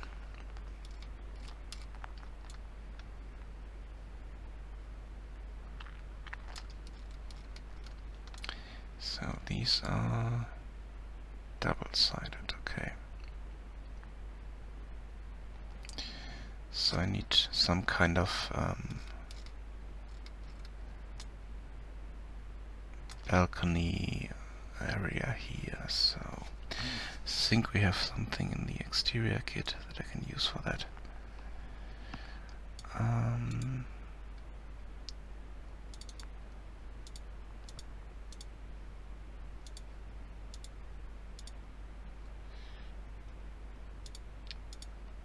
Yeah, those are.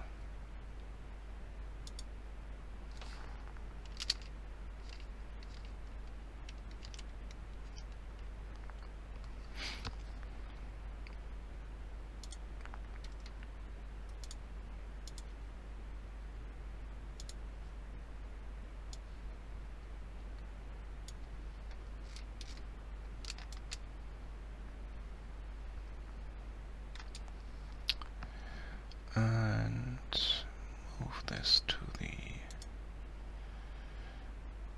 second floor interior.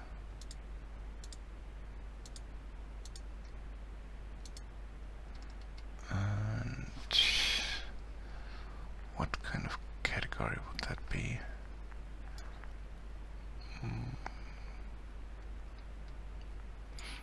Let's just move it here first and then think about the rest later. So look, we need to change the exterior here as well.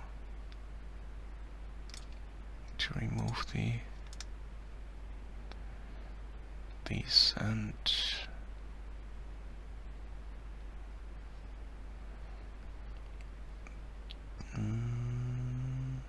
I need to think about this. Wait, the first floor.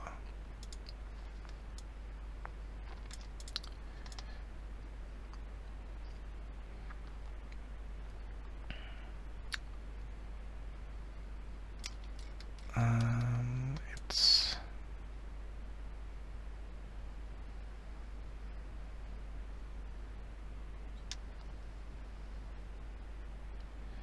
yeah, I need to change the first floor for the staircase here.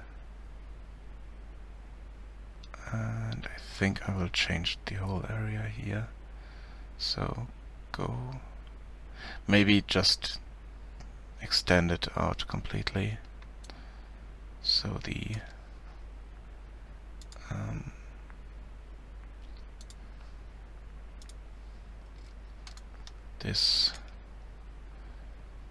these rooms here, or toilets like I call them, which I need to make to proper toilets at some point. I could add maybe one or two more if I move this wall back here, but that would make the building even bigger. Yay! And it already is quite huge. Funny thing is, if I activate the roof is enormous for this. So I need to figure out another solution for my roof up there, because it's quite hard to build it with the assets I have.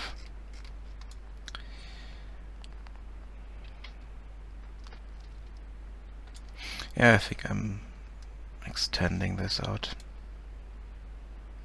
on both sides.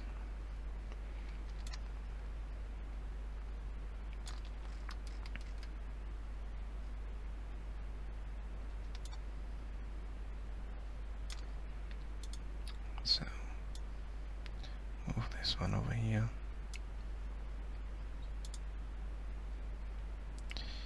And these walls here. Here. And this one. Here.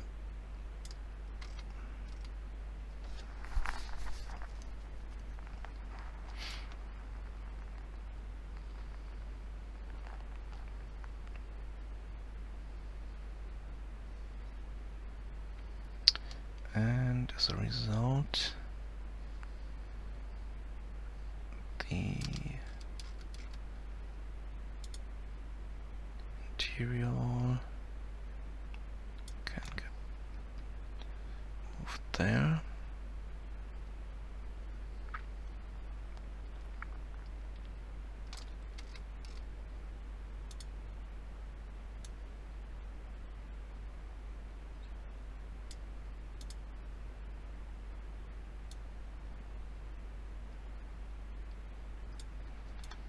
And then I need to extend this one, the setup over here.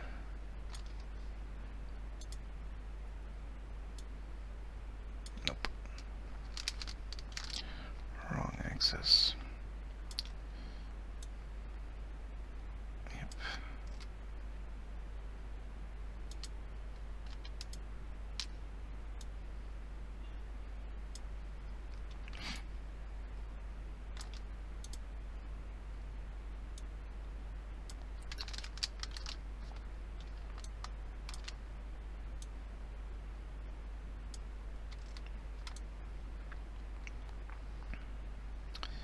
Okay, and I don't need that. Yeah, I don't need that here. I might need it somewhere else, so we need the all those. Damn it, that's a corner. We need that wall here, and remove this there.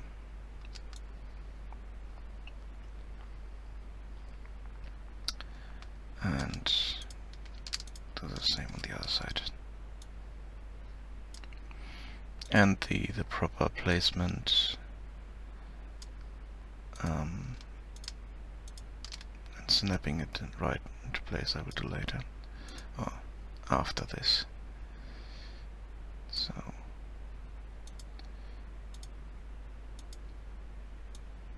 this one I need here. Okay, so the cold storage room will be a lot bigger as a result.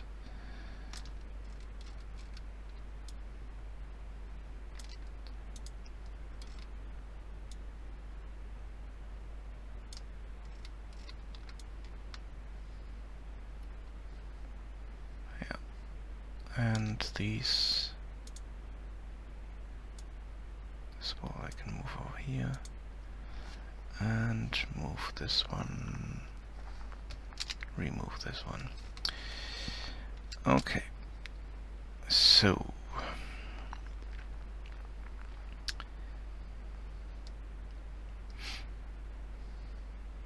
what do I need here? I need more of these walls.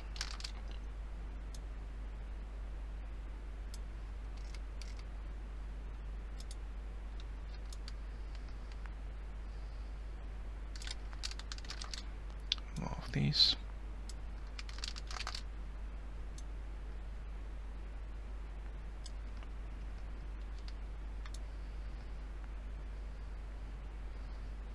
And that's, yeah, one piece.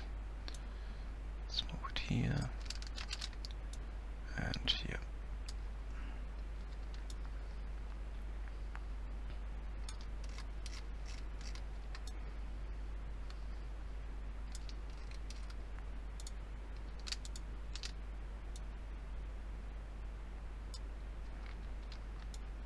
Move these over there and then get more walls to add to it.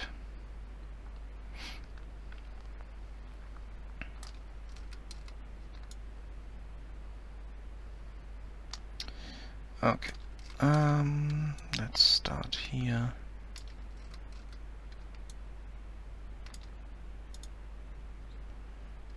Let's move this out of the way and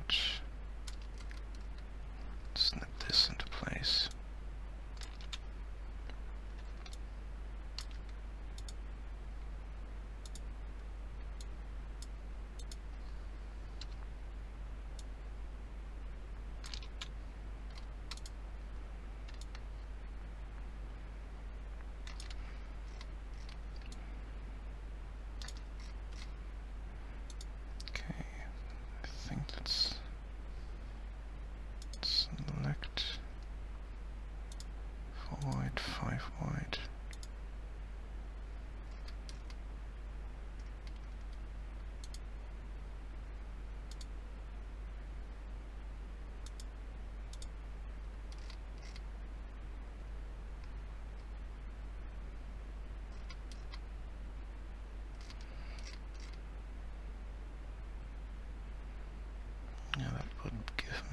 Yeah, it's okay.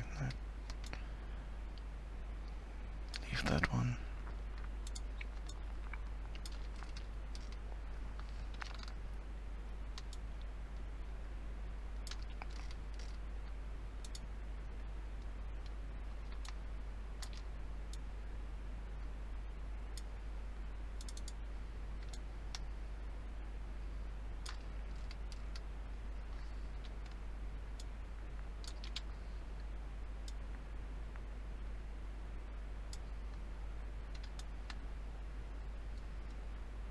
Kind of move this into the center.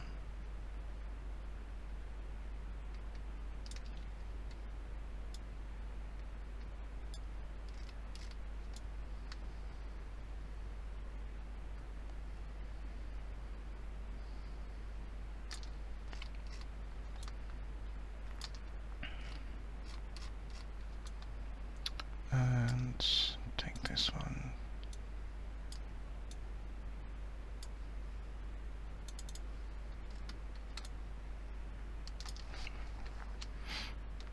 And snap it up here.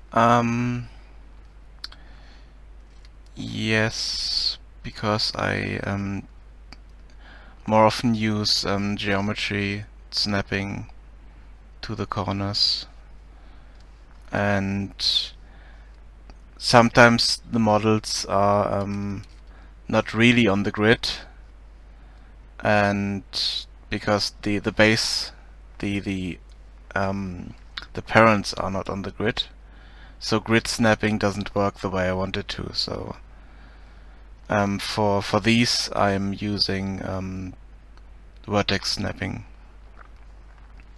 in most places, because it gives me better results in the end.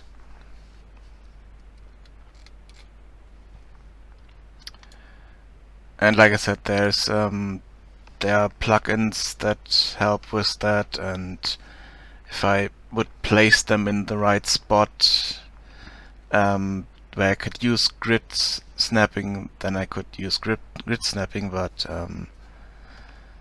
since the parent is at some strange coordinate, so look, this is, yeah, it's not on the grid at all, and this one is zeroed out, but this one is, I couldn't use grid snapping.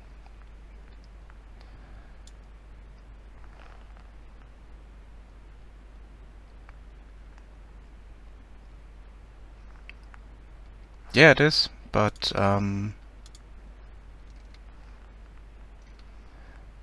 the problem is that, like I said, the base, the parent object is not on the grid and is not snapped to the grid. So if I use grid snapping on any object here, it will be will not be in the right place. I could use the base object to the grid, snap it to the grid, so I work with that, but yeah.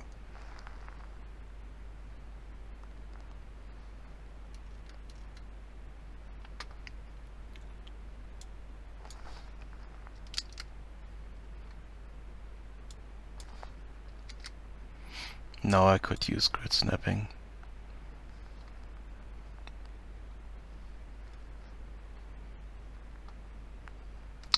But for that I need to see the grid for one, and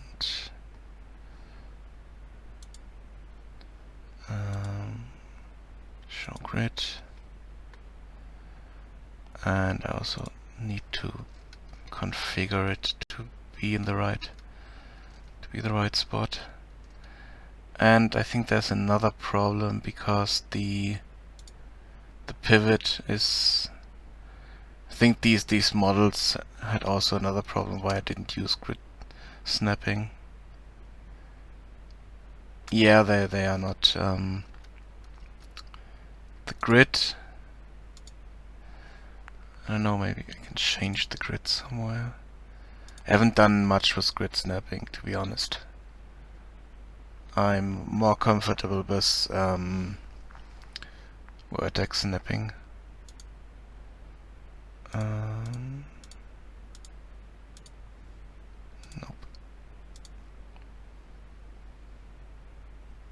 No, snap settings. Yeah.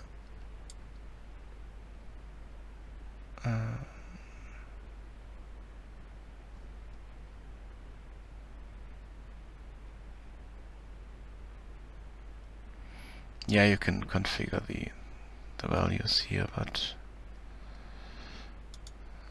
like I said, I'm more comfortable with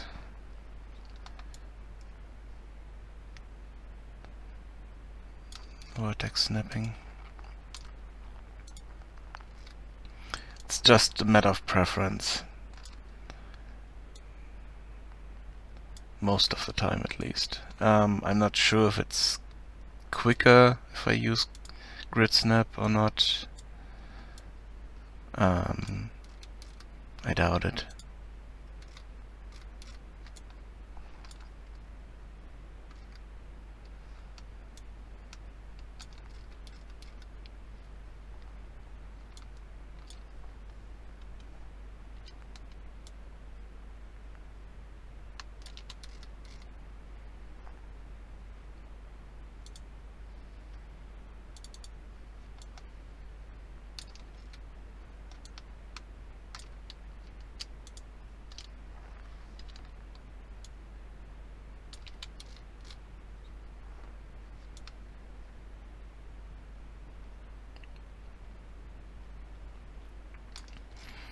Okay, now I need frames for that.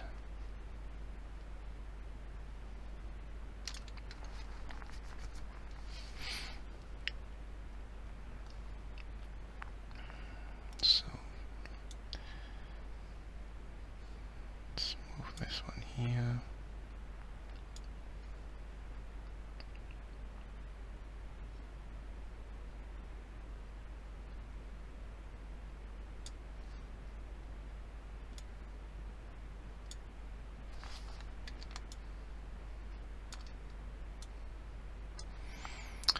And I need to flip it there.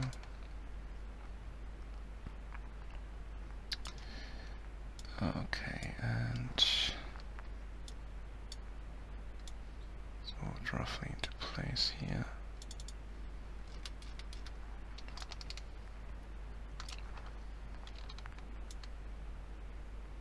And vertex snap it there.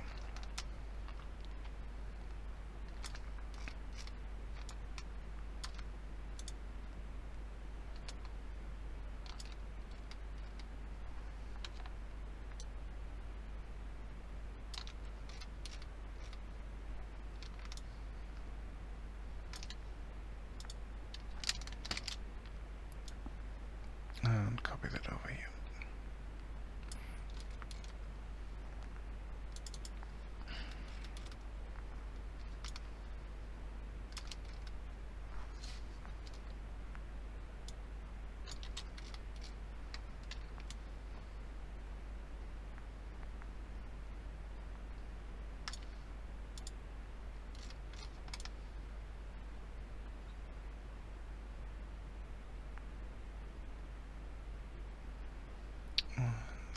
this one is in the wrong place.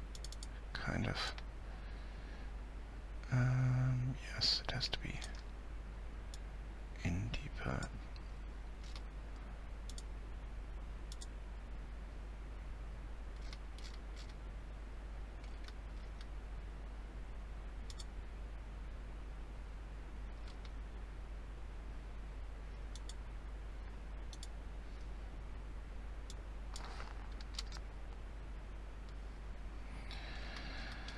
No, not there.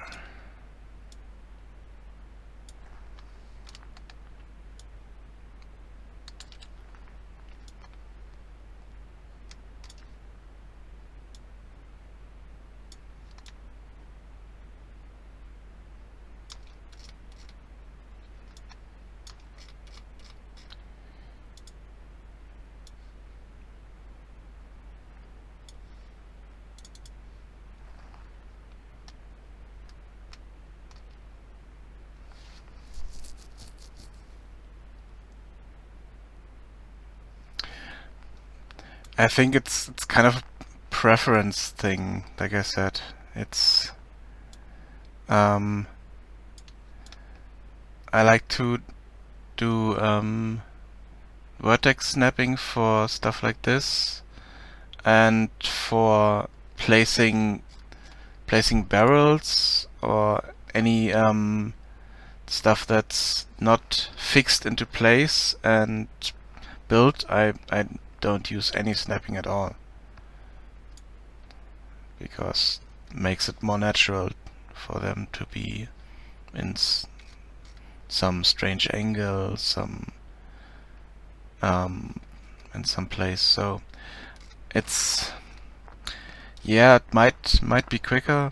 I haven't done much with it, like I said, but for me it's kind of a bit of a preference thing. I just prefer grid snapping,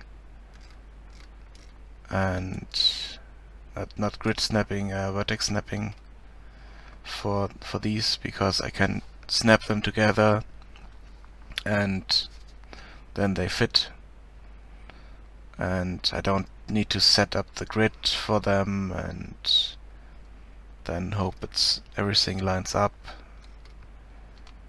and worry about the parent object and stuff like that.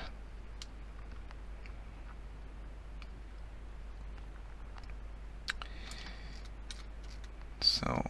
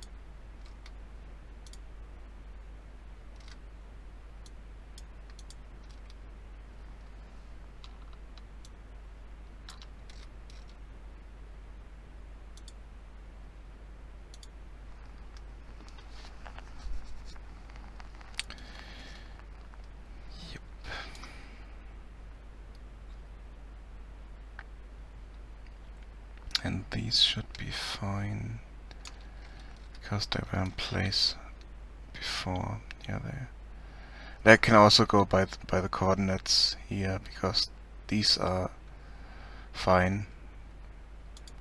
And if I place this one,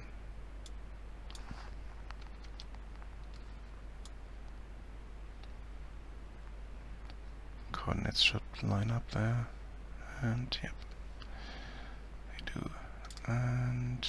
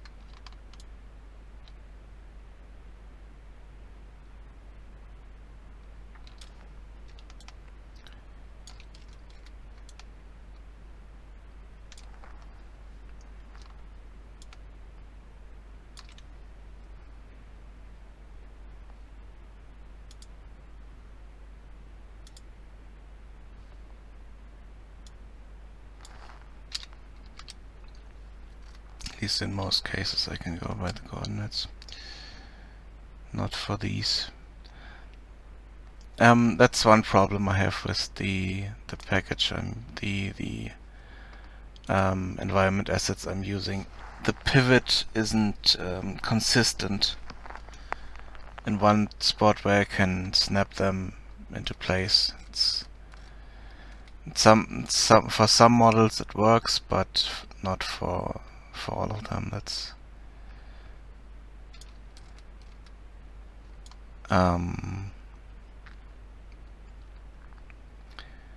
so in some places the pivot is in the middle, in others it is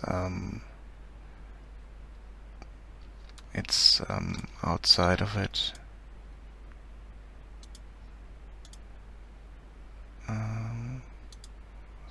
This one.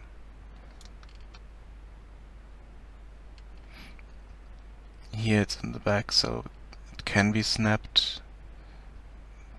We could use vertex snapping, we could use grid snapping, and in some cases that doesn't work, so vertex snapping is better for these assets, I would say, but maybe like I said, maybe I'm completely wrong and just don't know how to use them correctly.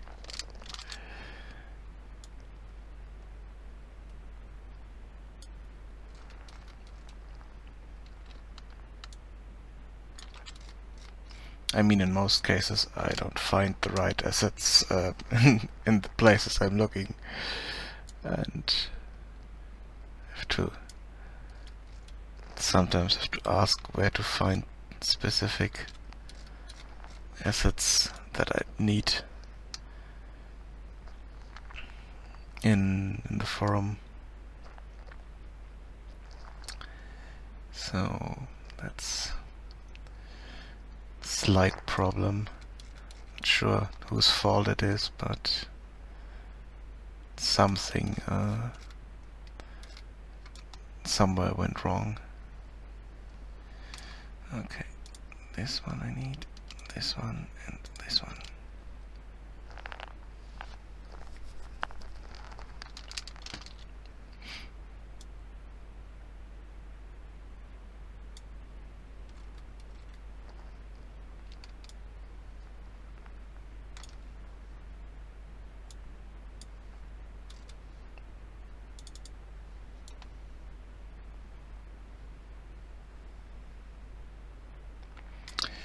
Okay.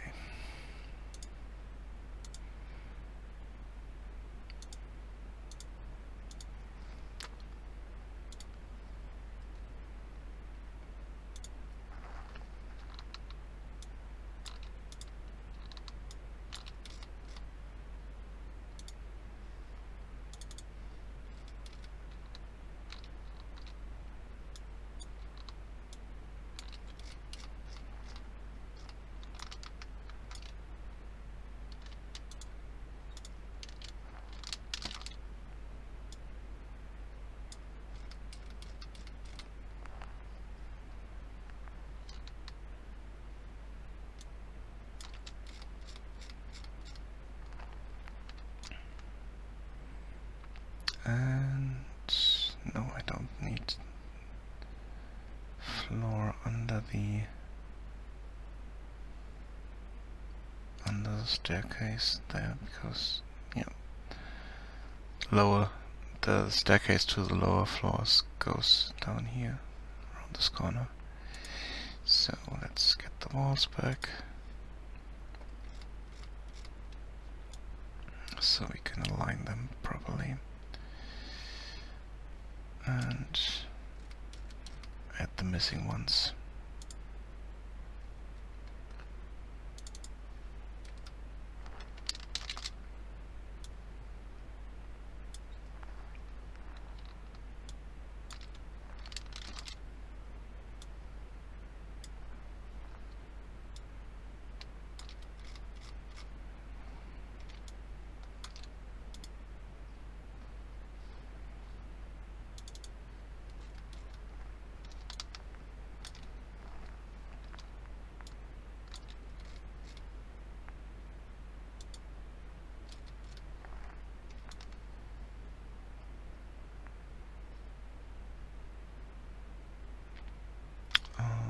What's this? Oh, that's the pillar for this corner here. This is... no, this is not into place. In the correct place. Is it? Nope, it wasn't. Okay.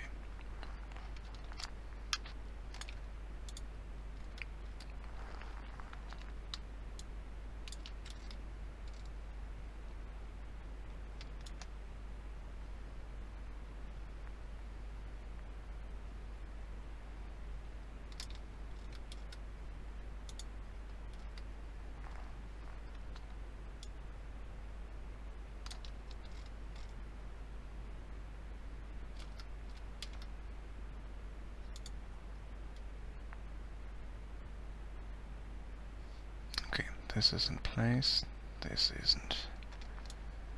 So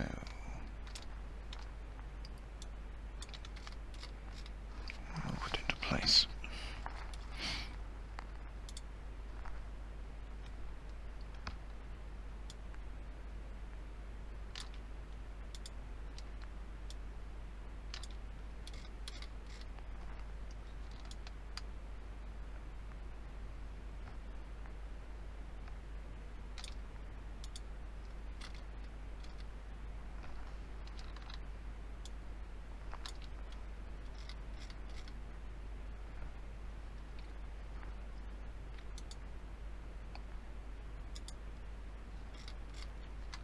Okay.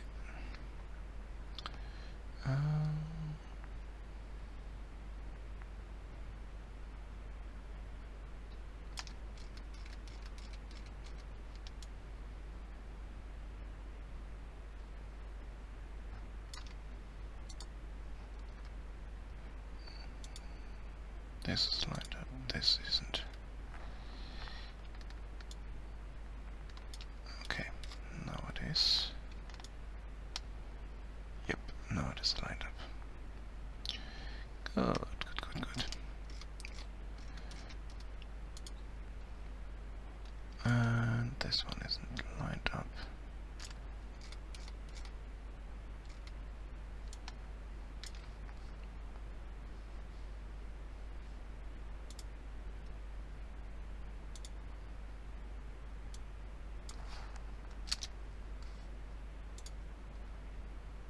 Okay, now it should be in the right place.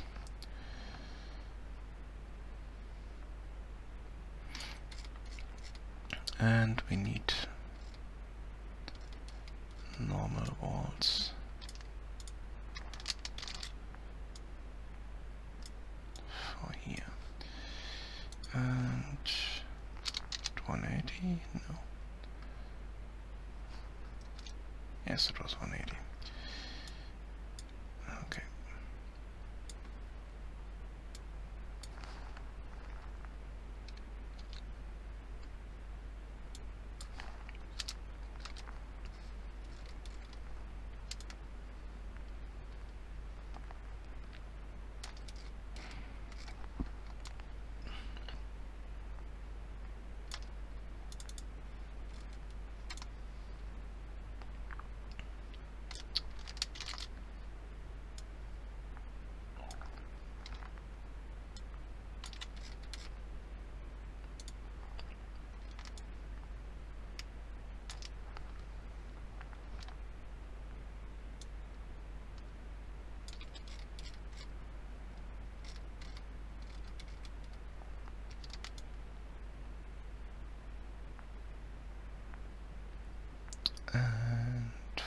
this wall.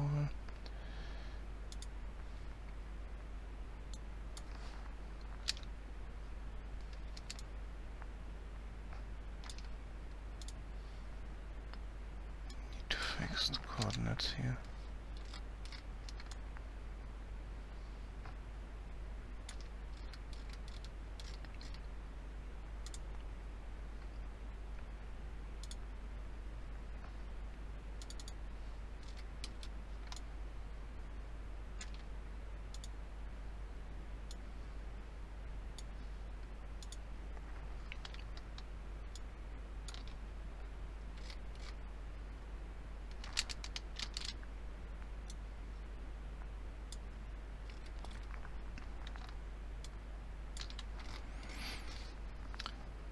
Okay, and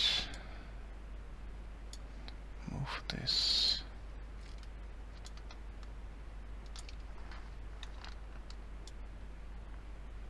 here. Yep. And same thing on the other side.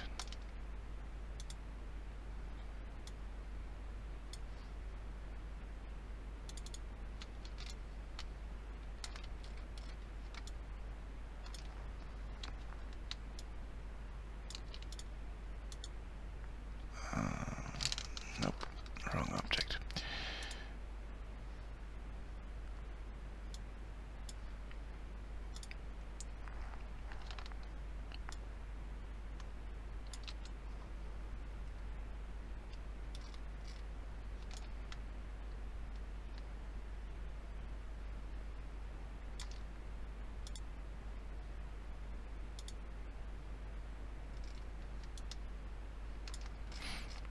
Okay.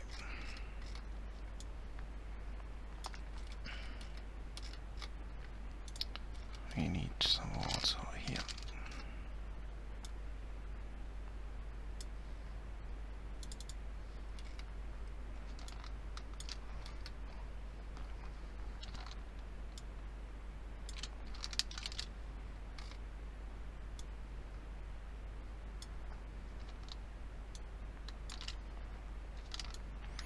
And they should be lined up here. Yep.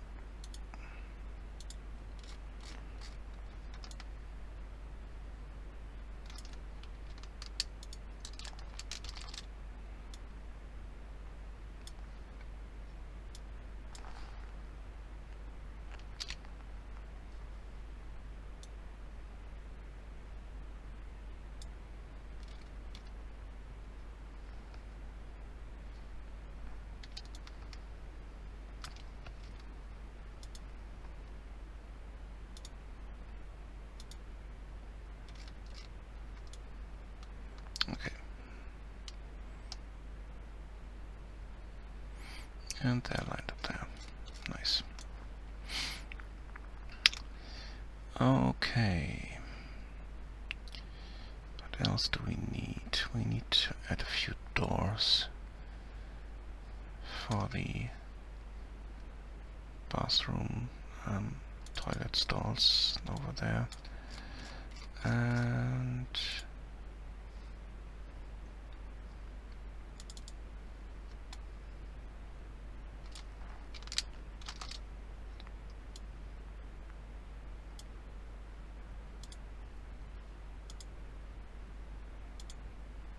yeah, they are not lined up that way. So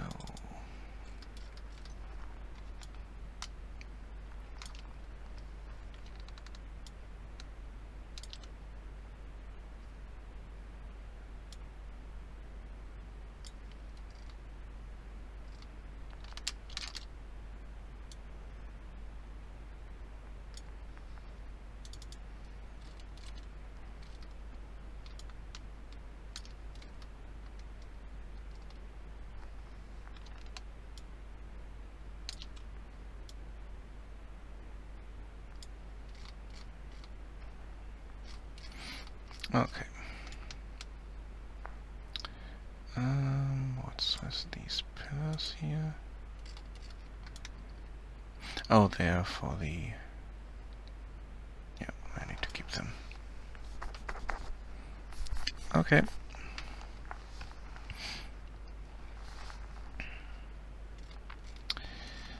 And where's the player at the moment? Okay, that's here. That's good.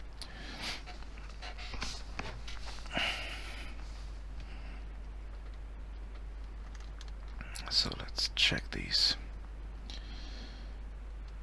Yeah. Okay.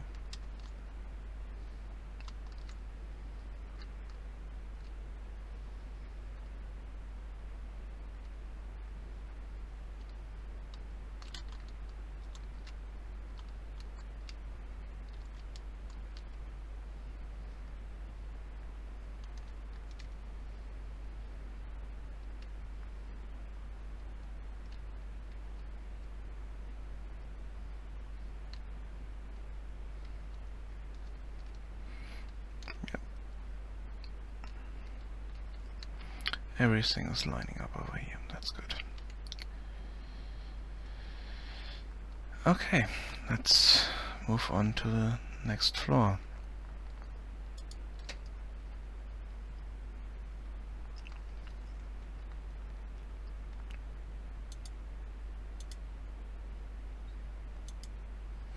Let's check the outside real quick. Yep. Looks fine.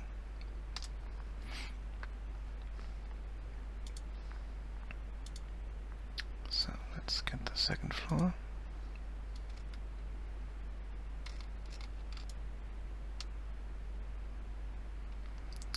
And we need to expand that. So we need to move a lot of that over here. Okay.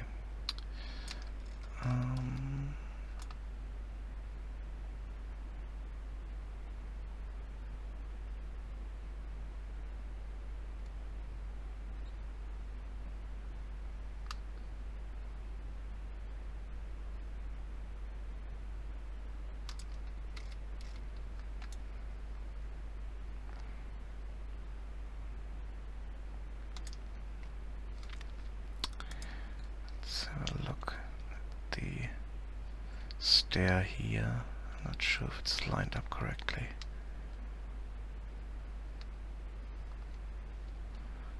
No, it isn't at all. Yeah, I need to fix that.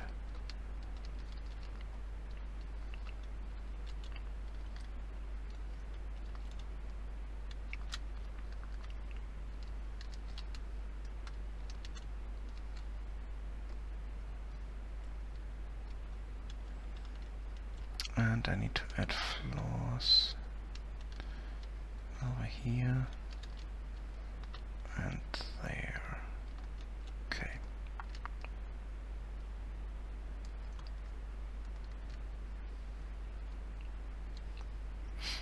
And then fix the inside here.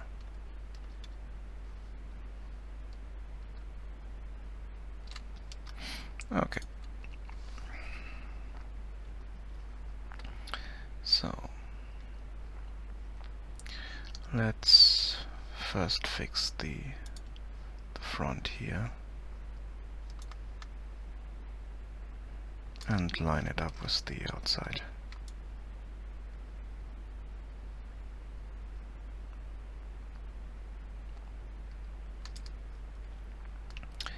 So we need to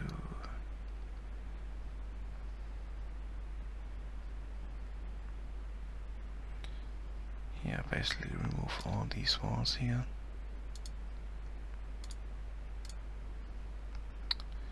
Walls and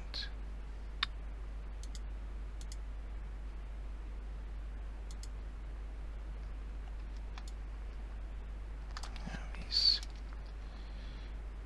Yep, it's fine.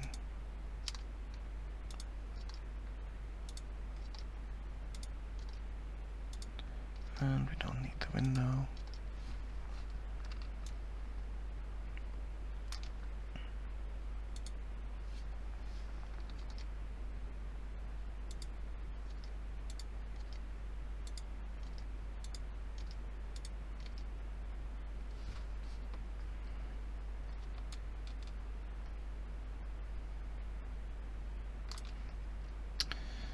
And let's go in here.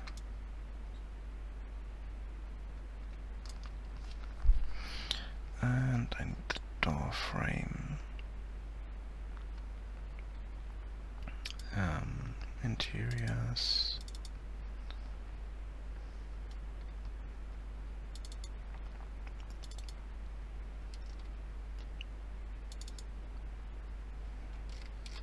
Which one did we use here? We used the normal door, so let's one. No. The wall one. No. Wall two.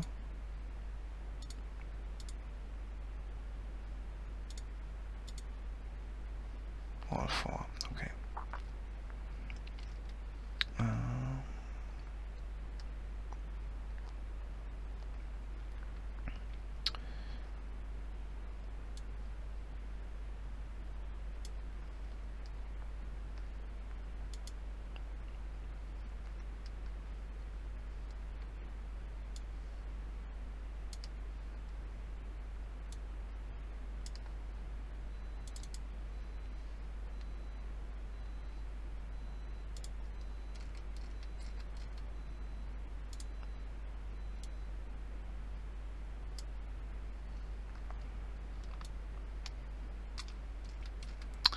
Okay, let's snap this into place. Yep. And for this we need to find the doorway.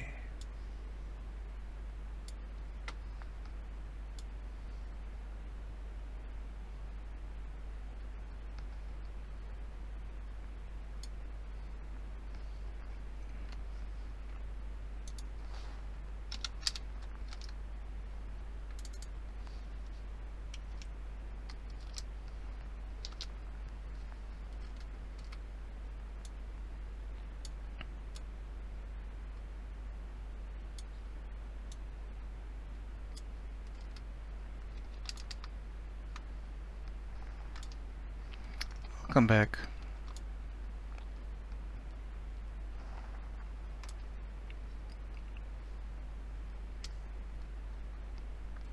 No. Single player only.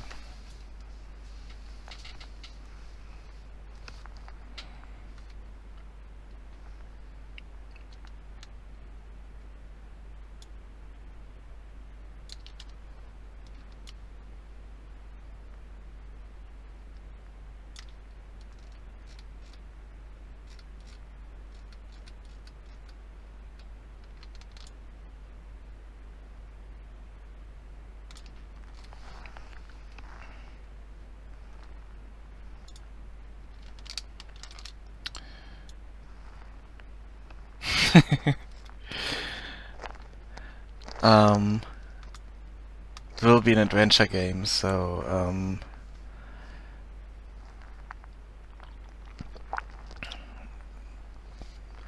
running around, talking to people,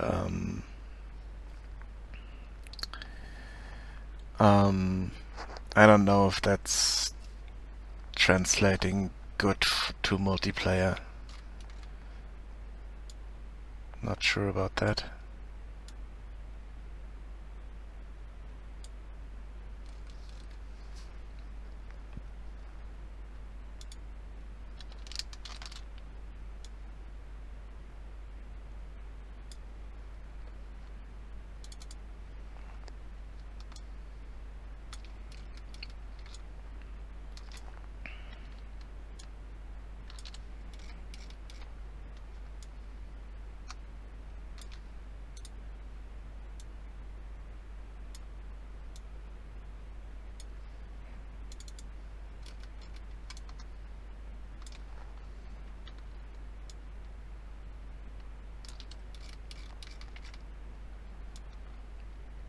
I mean, it would be an experiment in some cases, but I'm not thinking about stuff like that at the moment. I'm focusing on what I can do at the moment and getting the mechanics in, and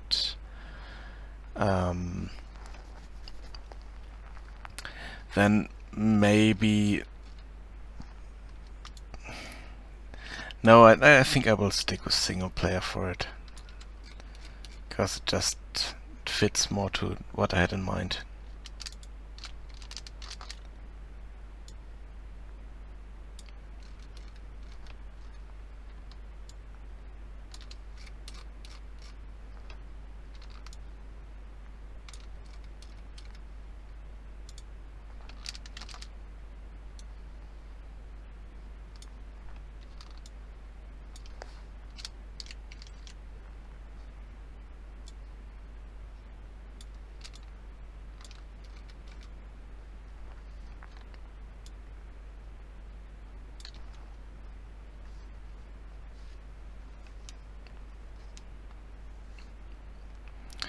Yeah, but if you need a specific item to solve a puzzle, only one person can pick it up and the other one wouldn't be able to solve that puzzle then, and it could be problematic. And other puzzles would be better in multiplayer. If I had puzzles where you need to activate pressure plates in specific places at the same time, then multiplayer would be awesome. But I'm not sure how far I want to go into puzzle game, and what kind of puzzles I want to have in there. So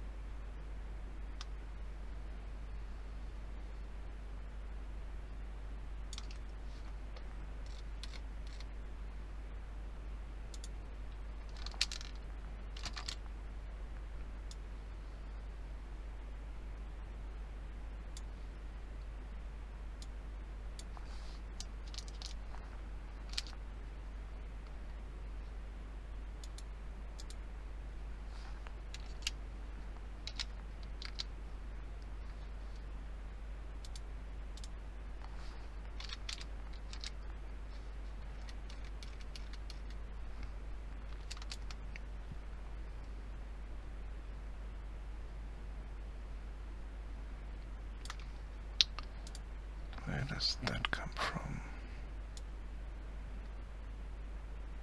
Oh, it's part of the second floor? Why?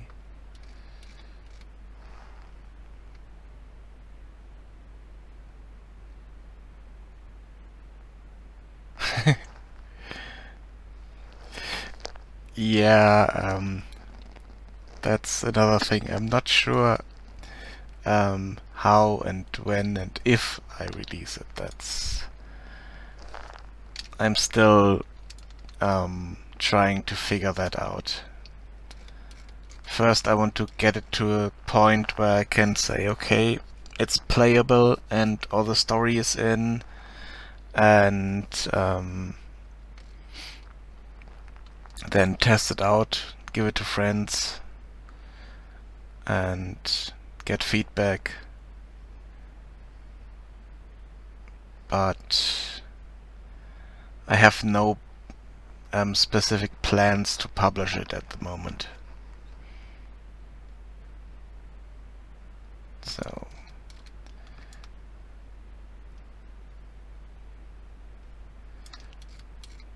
something I need to think about at some point, but at the moment not sure how, when, and if.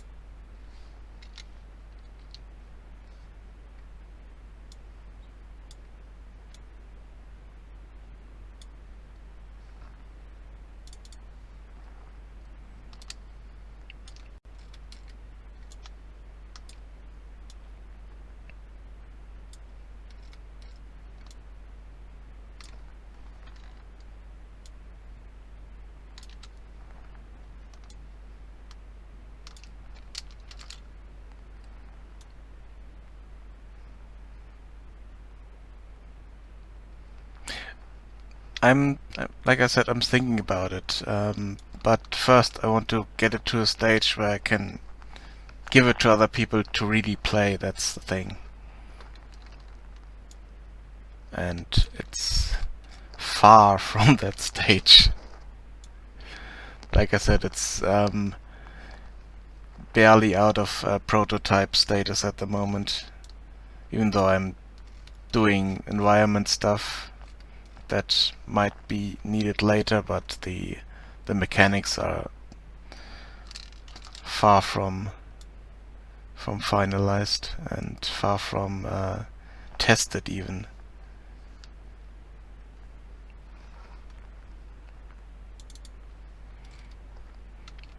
And some of them are even completely broken, like the inventory system at the moment.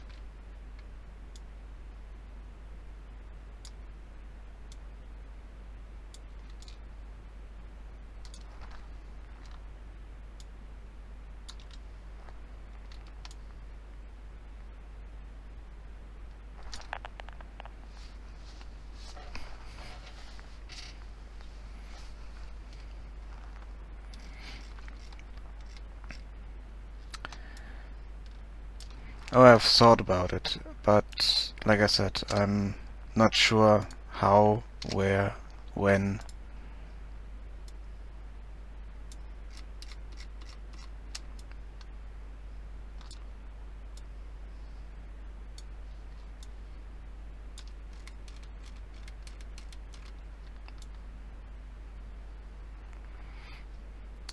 Because I kind of want to avoid stuff like early access.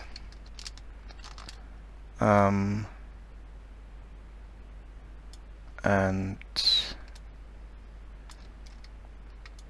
I'm not sure how much I would get for a game that's maybe 2 hours at maximum. So, not sure.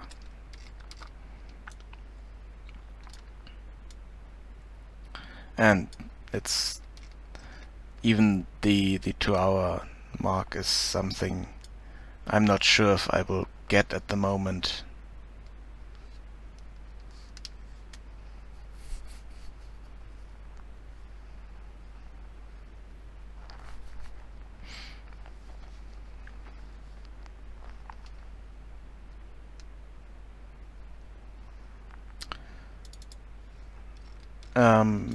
Help in what regard? In what capacity?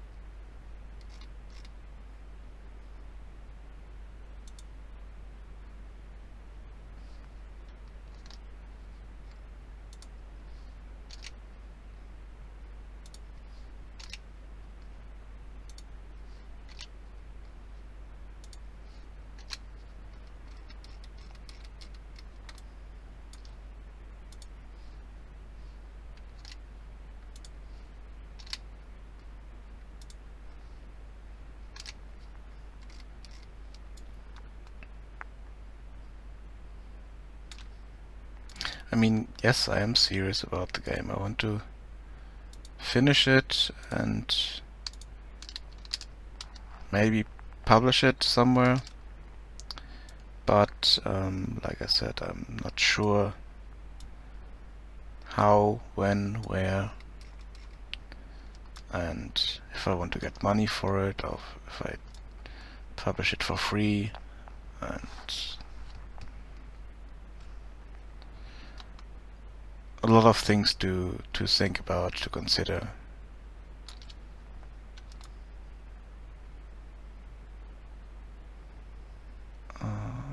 It's in the wrong place.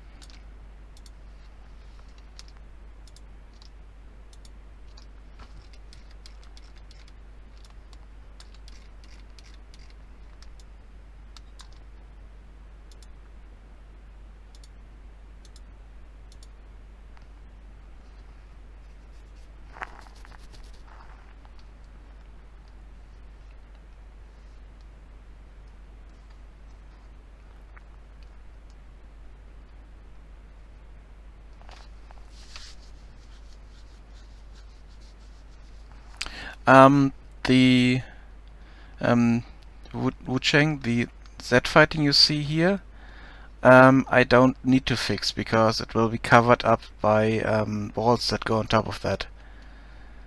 And you won't see that in the game.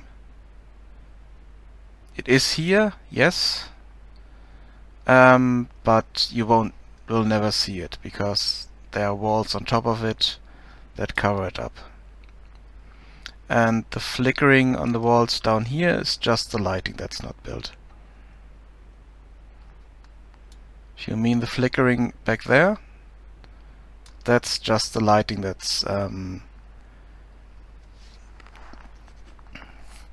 yeah, it's the lighting. There's no Z fighting there, and um, it's the lighting. And in here, this corner here will be covered up. So I have an eye on stuff like that and try to fix it when I see problems with it.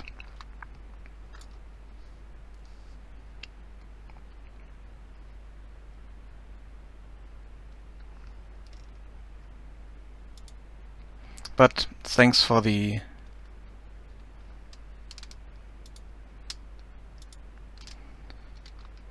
warning there. And if I move it around in the editor, there's also flickering that will not show up in the game. When I run it, then it's not there.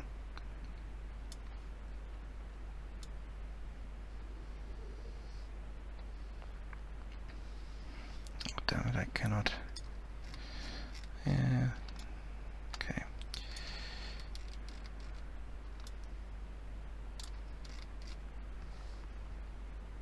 Let's remove these and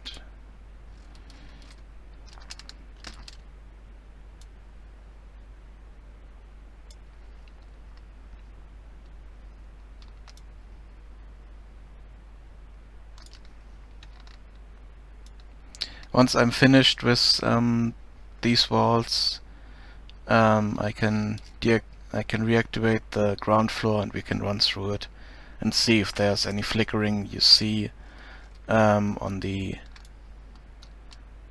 in-game.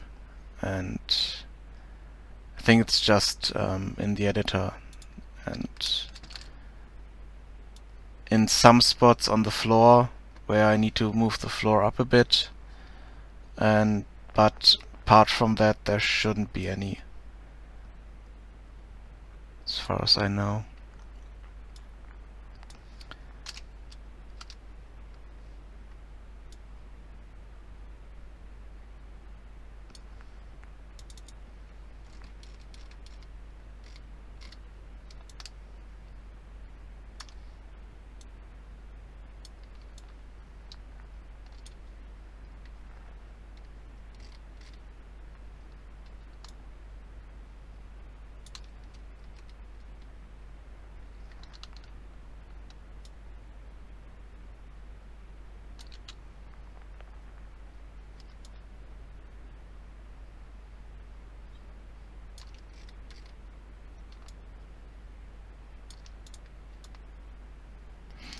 And I get these distortions here. But that's not showing up in-game, that's only in the editor. And if I put the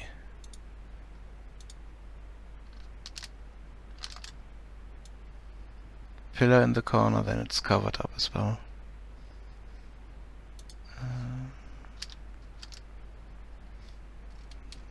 90.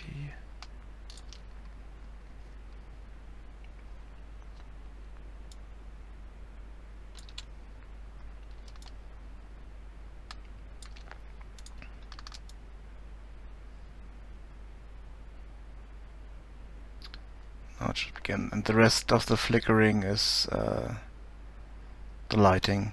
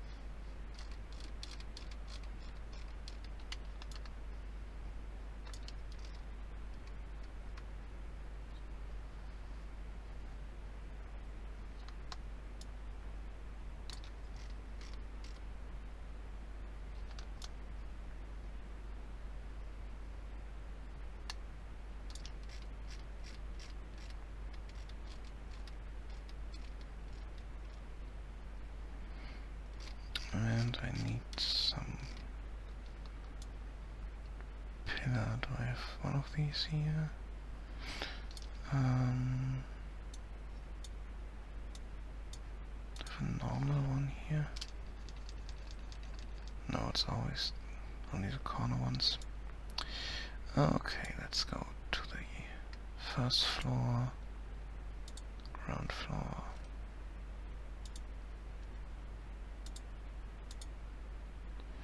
And get one of these pillars.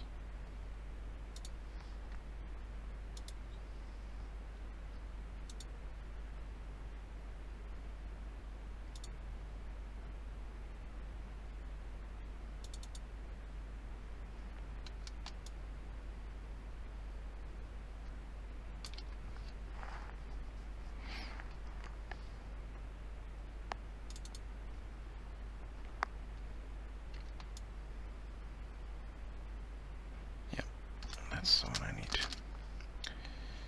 And move that over to the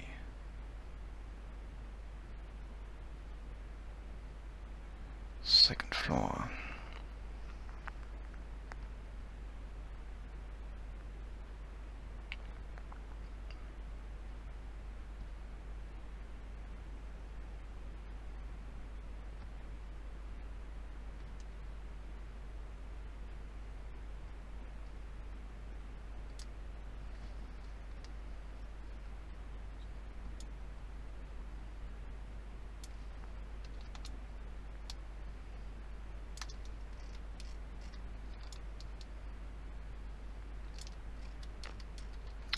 Get some Z finding with the floor here.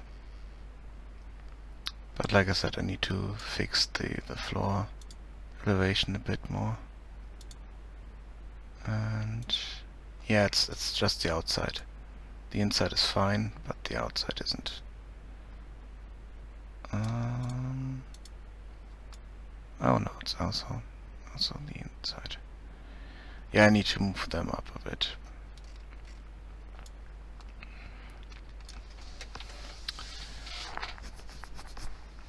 I thought this would be enough, but it apparently isn't. Not move it now.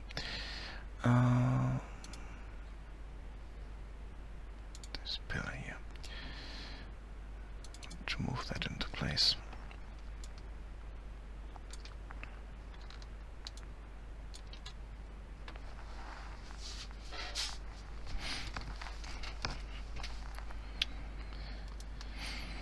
And duplicate it and put it in the corner here.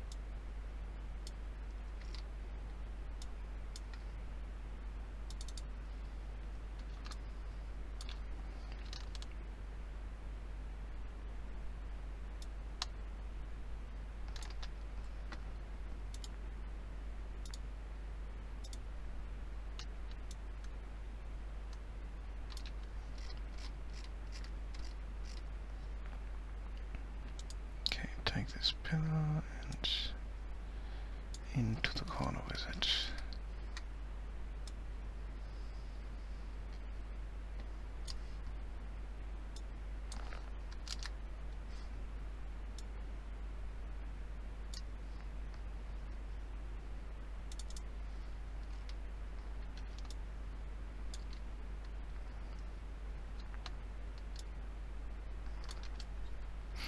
Hello, how are you?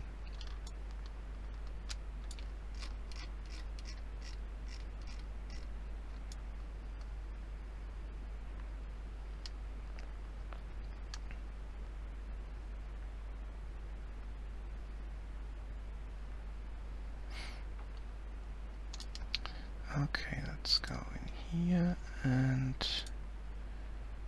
reactivate the door.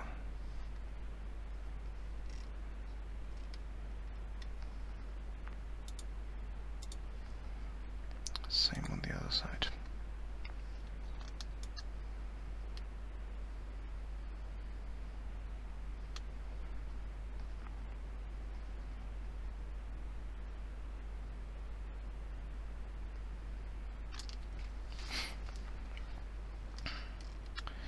Okay, since we are finished with this area here for the walls, let's try to get this into place.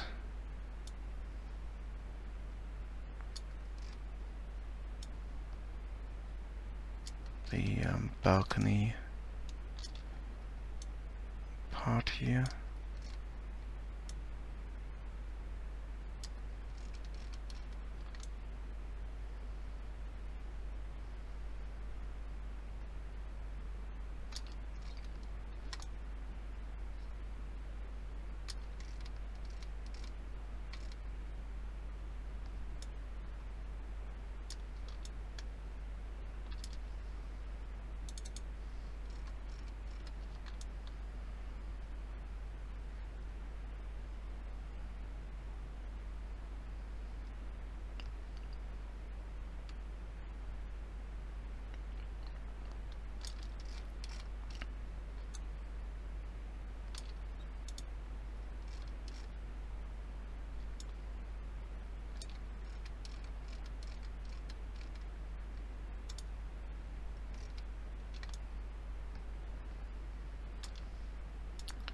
Okay, this is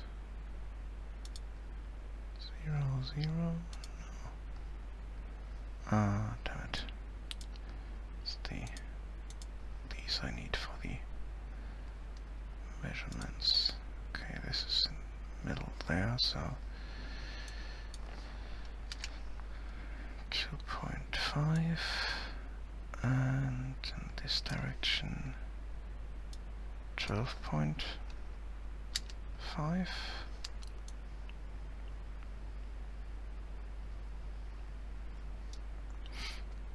And move it up a bit. Oh yes, that's a problem.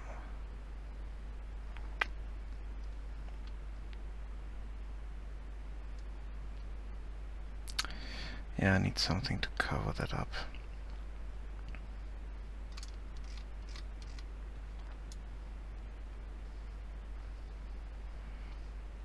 How does it work outside here? Oh yeah, okay, here I combine it with these parts, with the frames.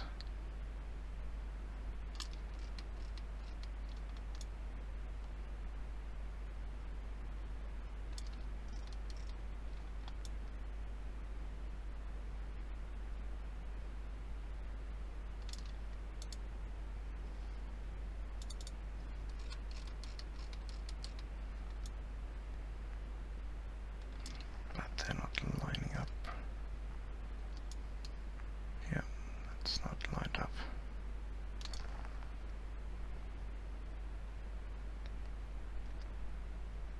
Yeah, I could use sideway pillars, or for the could use these parts here.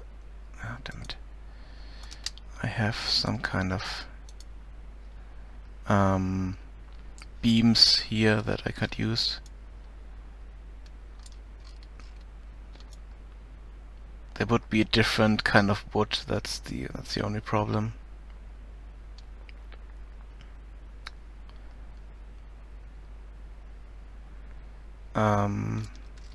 But the other problem is that this one doesn't fit with the rest for the interior, so might remove it completely and think of something else for these. But to cover this up, I can use this beam here.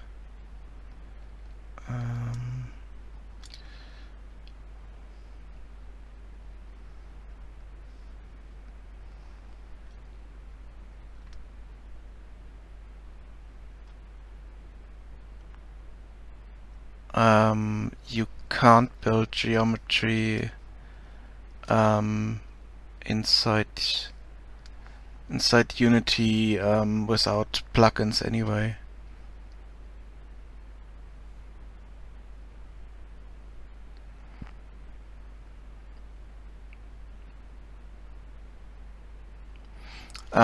What I'm doing is combining my building out of modular pieces, kind of like building with Lego blocks.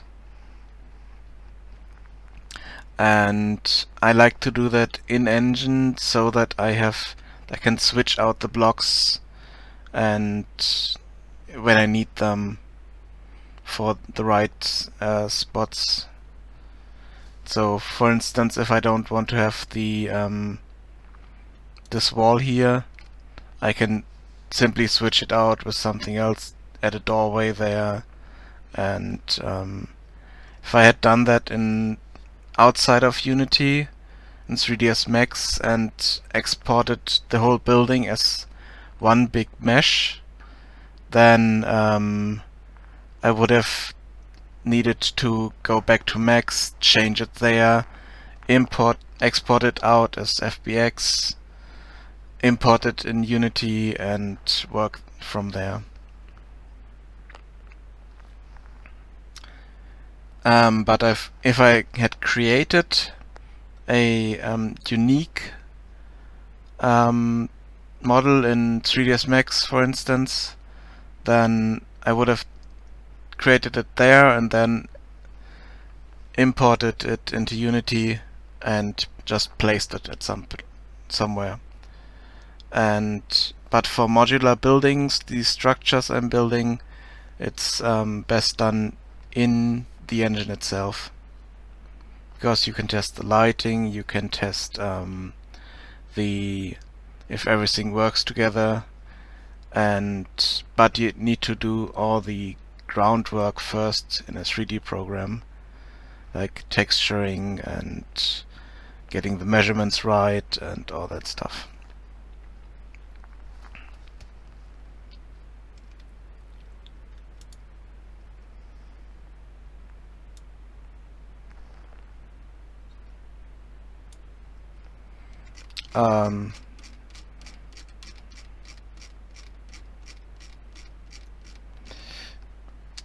Yeah, it does support large maps. This map at the moment is 4K by 4K in dimensions, and I think the highest you can go is 32K, and that would be really huge. So, and for that you might need to split it up into smaller maps to be more memory efficient.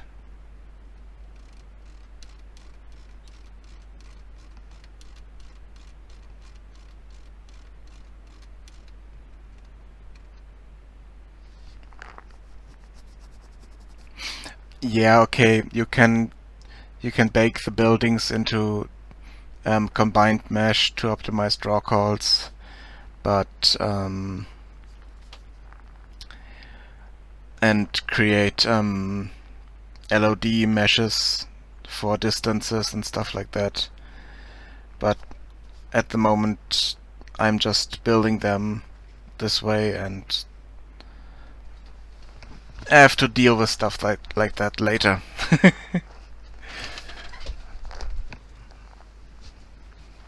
But there are plugins for combining meshes and making LODs for you when you have modular builds like this.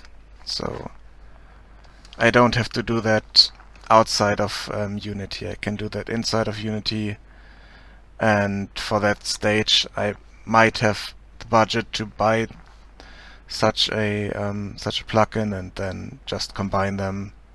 Or maybe there's even a free script that does that for me.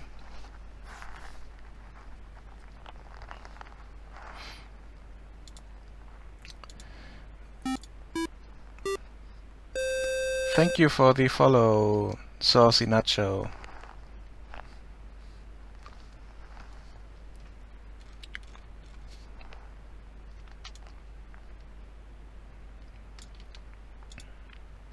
So let's put this one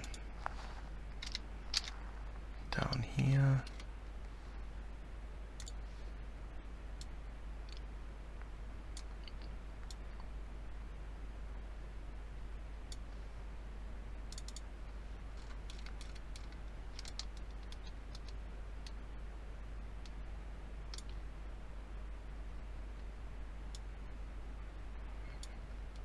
And we can use this to for balcony, veranda, whatever you call this area here, gallery.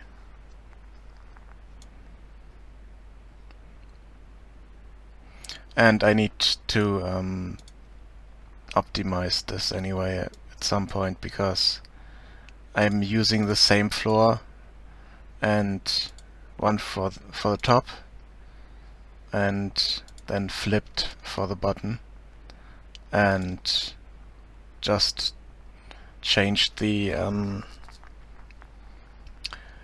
Y position a bit and added it up to in a group and then placed it.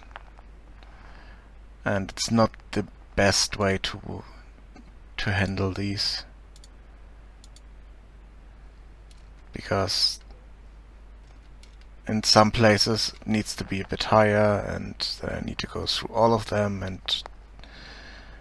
move it up higher a bit, because for some reason the prefab connection is gone. Or is it? Oh no, it's...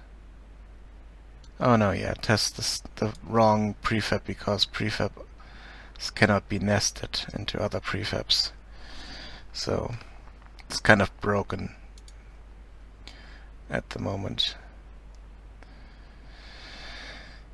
So yeah, but I have these beams that I can use to make it look better.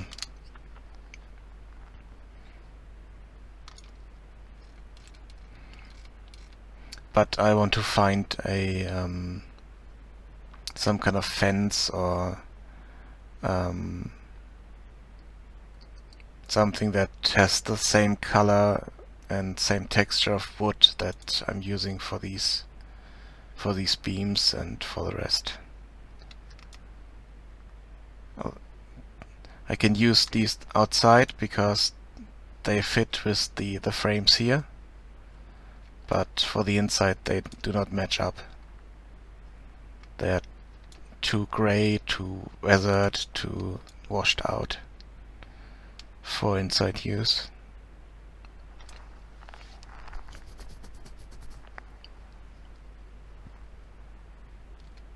Or I could just use something, do something simple like adding another one here and then put a pillar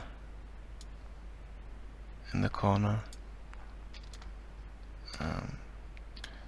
There.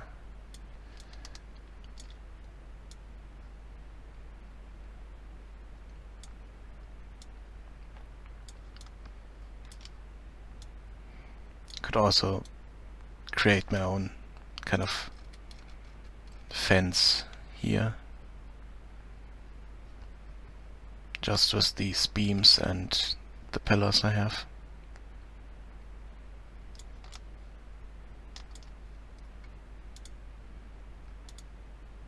This would be the simplest solution.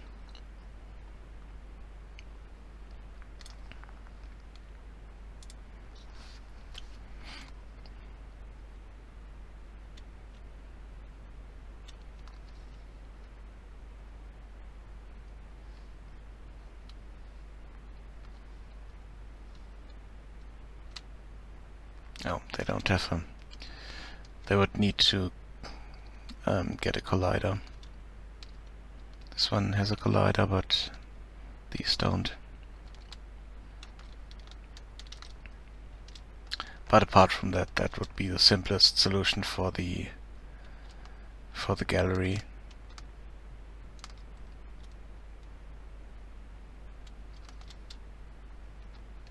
Up here.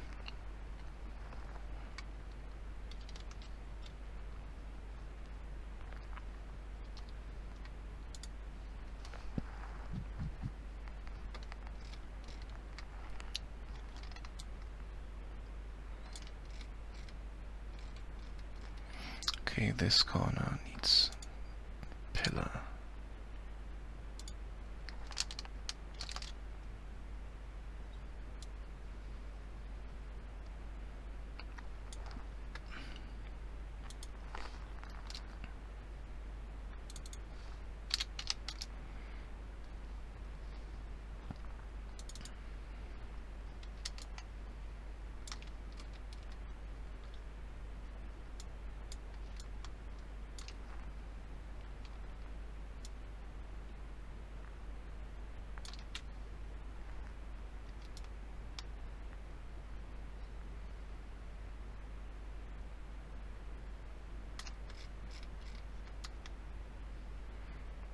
And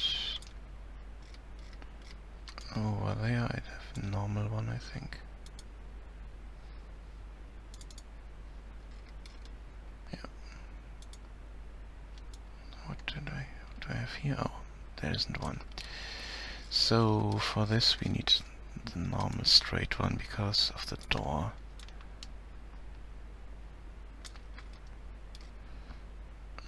This one.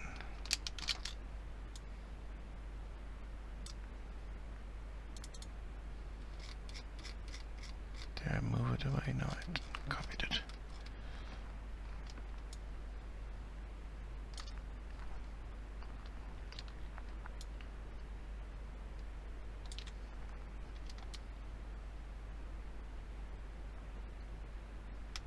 Okay.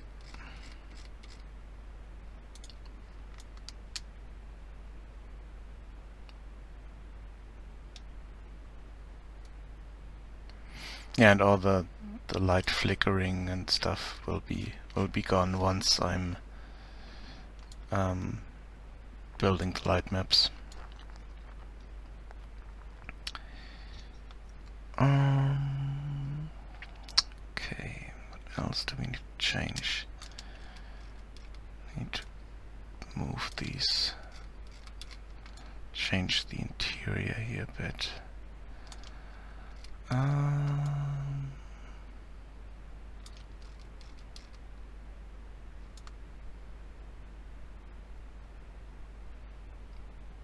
I think I just move the whole wall over.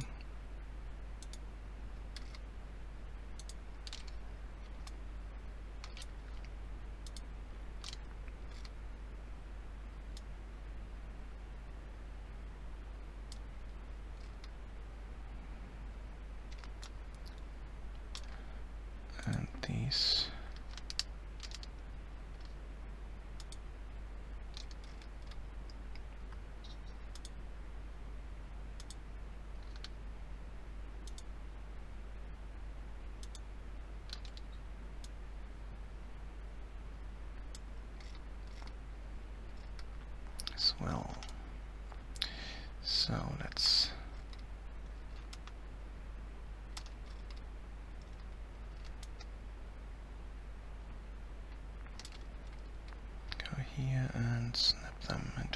place.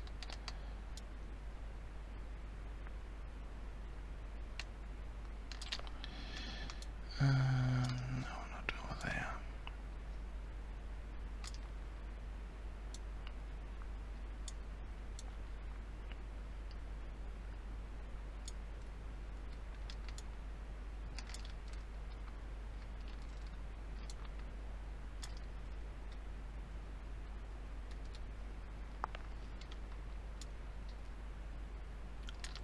Here.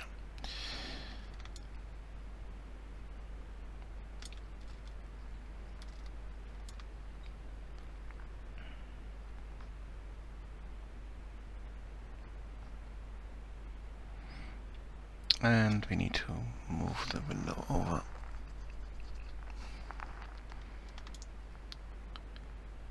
Yeah. We can have a window up here, but there it doesn't really work. So let's take all. We have 10 here, -10. So let's fix the coordinates for them.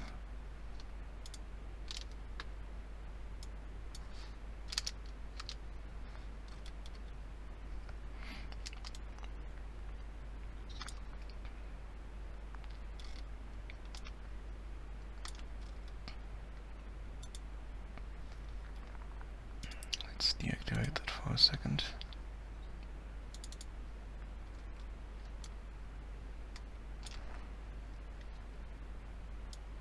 And snap them into place.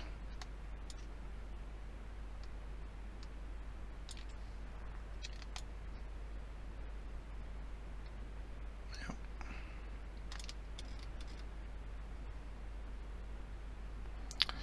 And back to the frames here and get that back. Okay.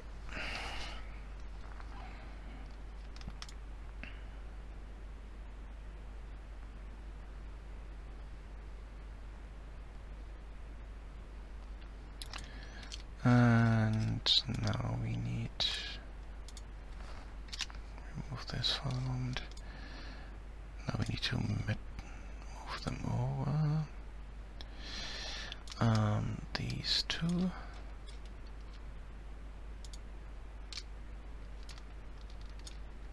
Let's move them here.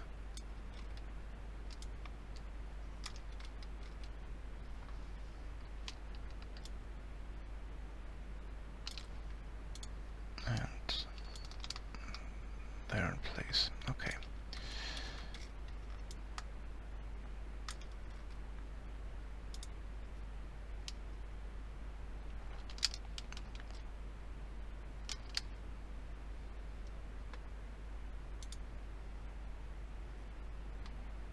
Oh, I could have. Yeah, I could have left it there. Duplicated them.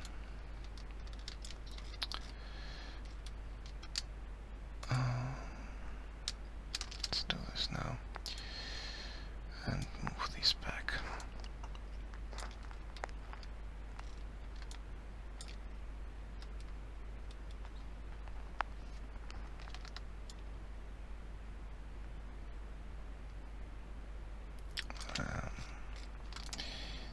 Nope.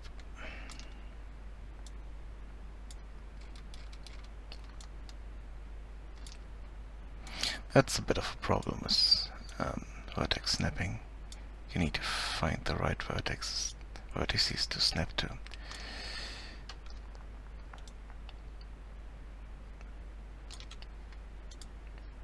Okay.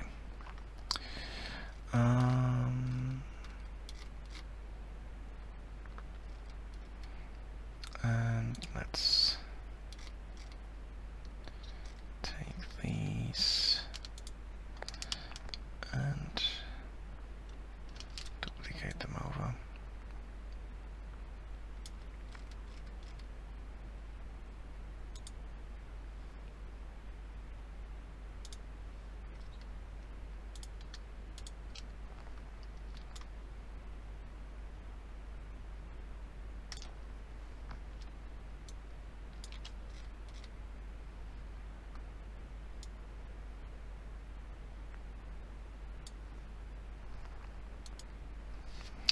It will be a single player exploration adventure game, basically.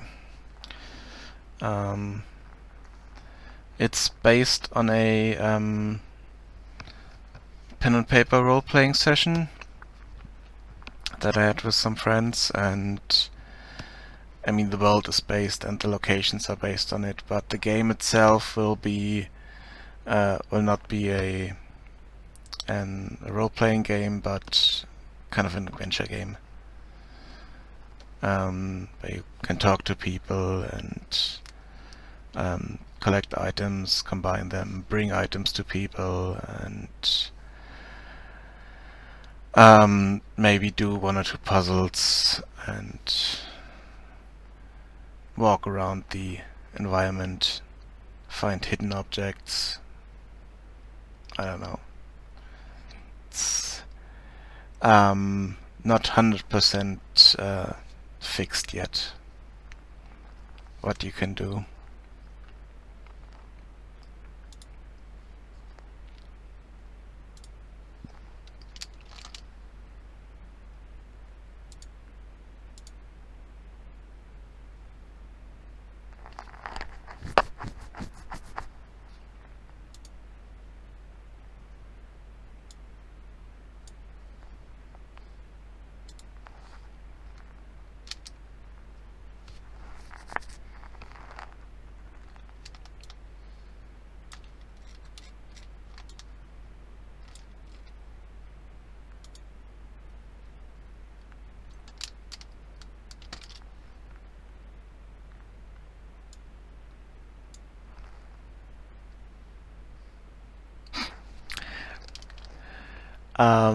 Yeah, like Mint Arcade asked earlier. The problem is with multiplayer and adventure games, for my understanding, they don't fit together correctly in most cases. So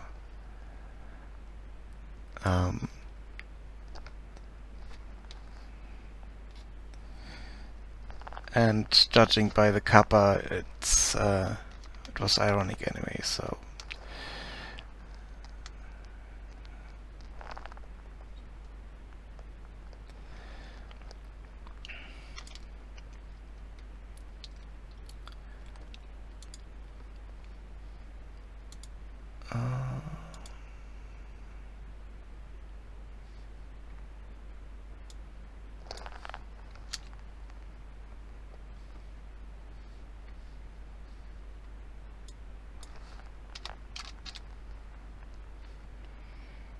Okay. Oh, it's 6.25. Okay. And this is 8.75, I think. Let's check on the other side. Yeah, 8.75.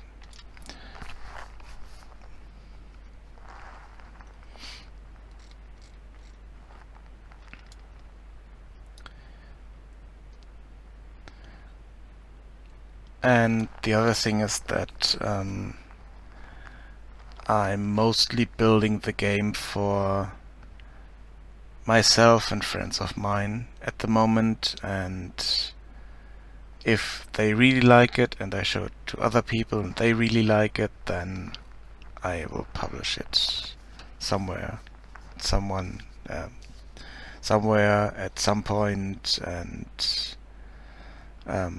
for free, for money, I'm not sure. It's way off at the moment. First, I want to finish the core mechanics and then go on from there.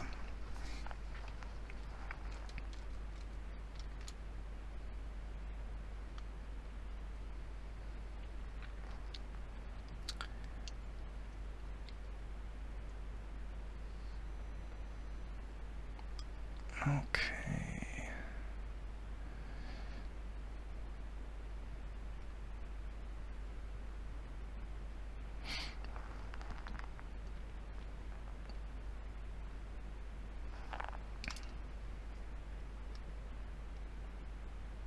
Yeah, that's quite important, I know. Otherwise, I don't get money and become famous, right?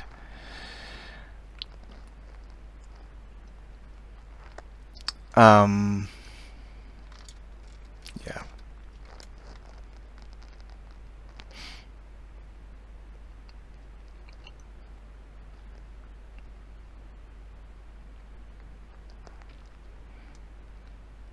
Like I said, I'm at a stage in development where I'm not thinking about anything related to publishing or um, any other stuff in that regard. Let's call it that. And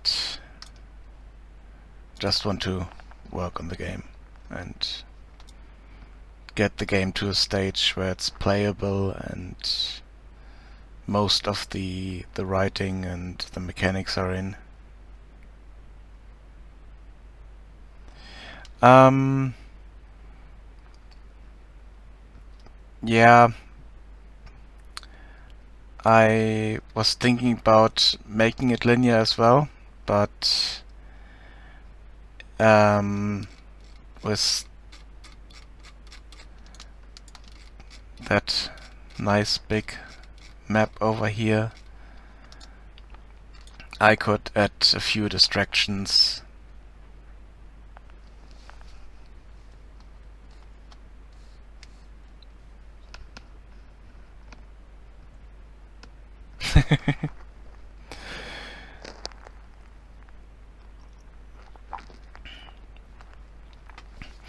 I mean, how long have I been working on this? I think I started early February, and I'm nearing a stage where I could start creating real content that I want to use in the game itself. So it's about 8 weeks, roughly, so far. But I didn't have to make any art assets because I bought all of them and there's no sound in it. Oh, yeah, okay, that takes a lot of time. Why? What was wrong with the other engine? Why are you switching?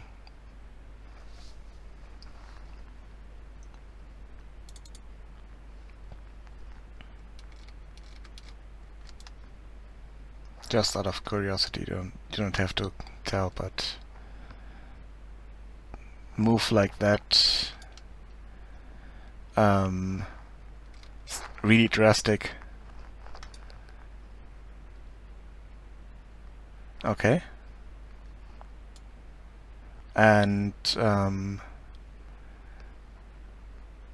Source didn't work for the idea you're working on, or you couldn't create the mechanics you wanted to have, or what was the problem there?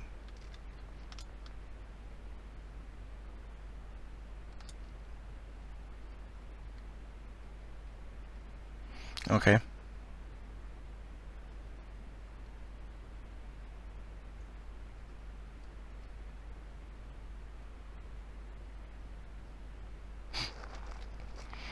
Yeah. Um, for the character movement, I kind of cheated because I'm using most of the base character that came with Unity and just added a few to the normal first-person controller. Added a bit to it that I needed for my UI work.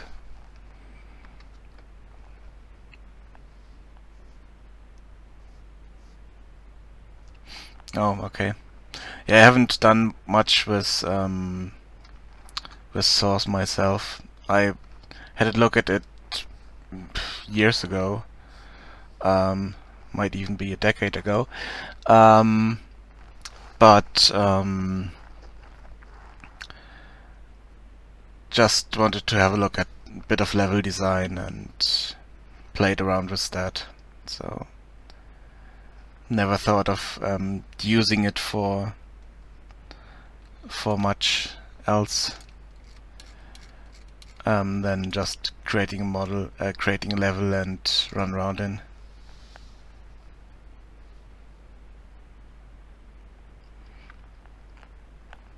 But I know the feeling because I created a mod for Dragon Age Origins, and I ran into a lot of problems there. I mean, they had a really good modding community and really good tools, but there were barriers that I couldn't get past to make the game I wanted to make. So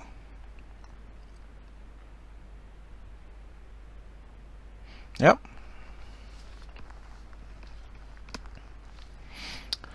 And with Unity for the for standard stuff, you have really nice stuff. You can import the standard assets and then just throw a first-person controller in that I have in here, or go for the third-person controller that's using their Ethan character. Then you have a character in there with a camera following him, and you can play around with that and work on your environment. And then when you have time and the energy to go into, then you can go into the scripts and change them the way you want to, or add another add other scripts to them for input, stuff like that. Or you can just change some values and be done with it, basically.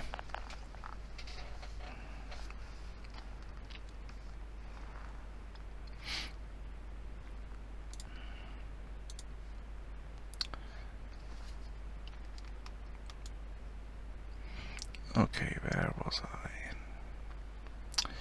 Oh yeah, I wanted to move these walls.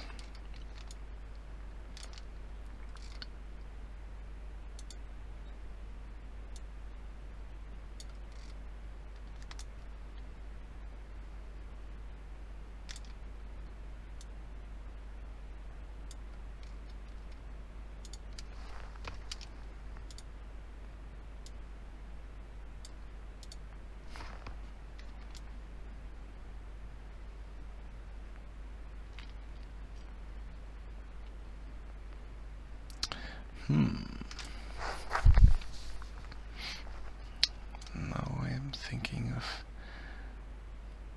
maybe moving the whole thing back.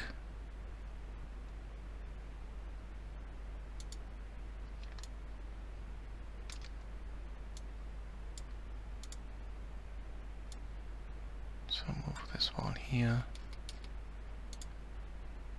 and take this wall over here. No, that doesn't work.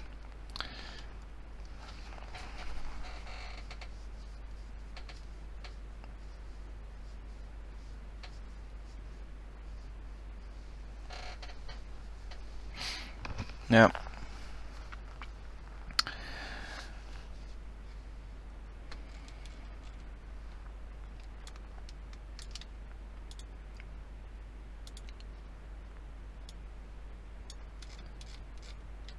Yeah, it can be kind of frustrating when the engine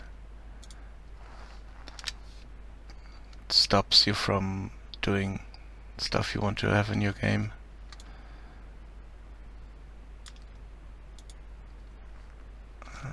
Let's remove this.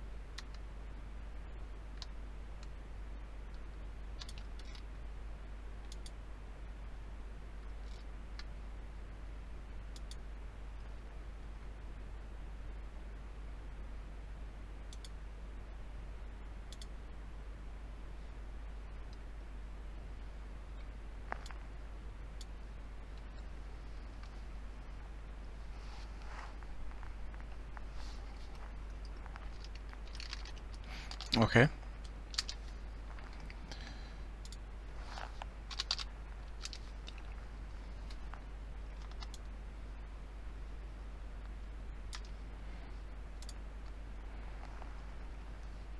And then you export them as FBX and into Unity, or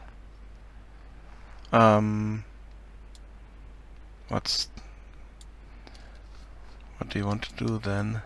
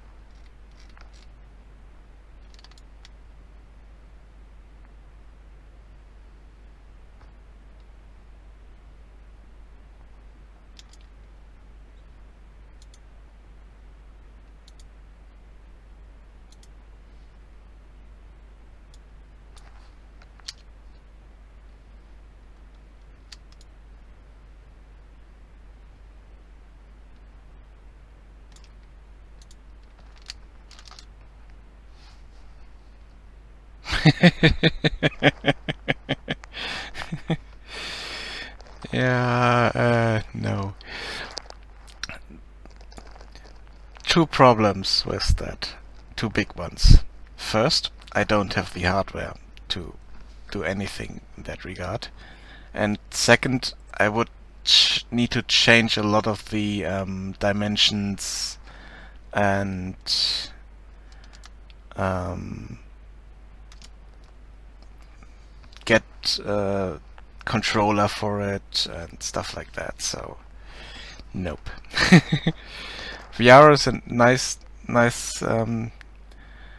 thing, and maybe it will take off at some point, but at the moment it's not for me, and for many users it's not affordable yet. So yes, I have tried VR games, and one of them gave me nausea, the other one gave me a headache that I couldn't shake for the whole day. But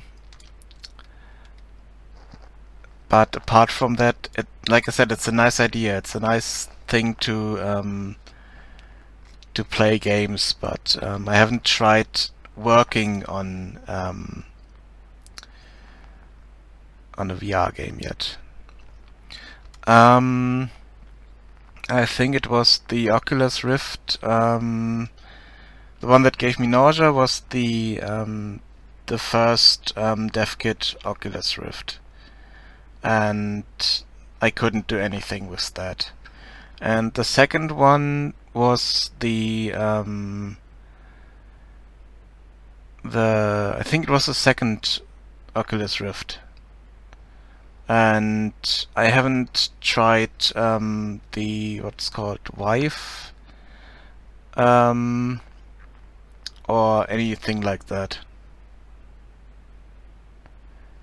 Yeah, I haven't tried that yet, so I can't comment on that.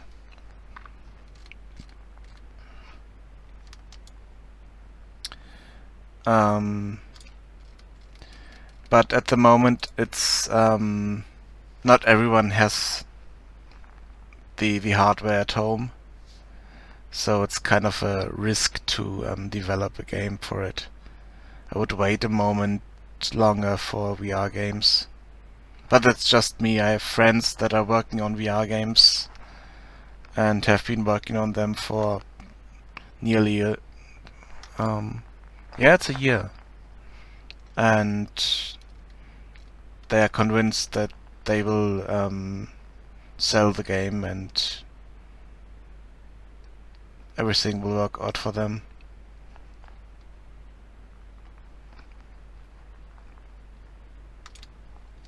But I'm a bit more skeptic in that regard.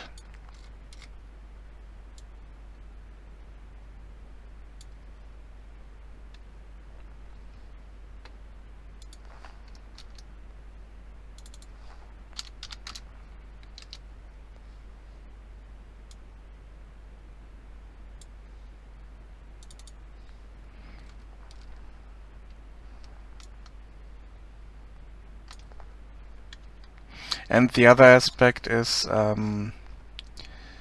so far I haven't seen a cost-efficient variant of a VR setup that gives you the walking feel as in real life, that you really walk through the environment and move your legs for it and not just click a button on the controller. And that's one of the things why I had problems with VR, because my brain was telling me something is wrong.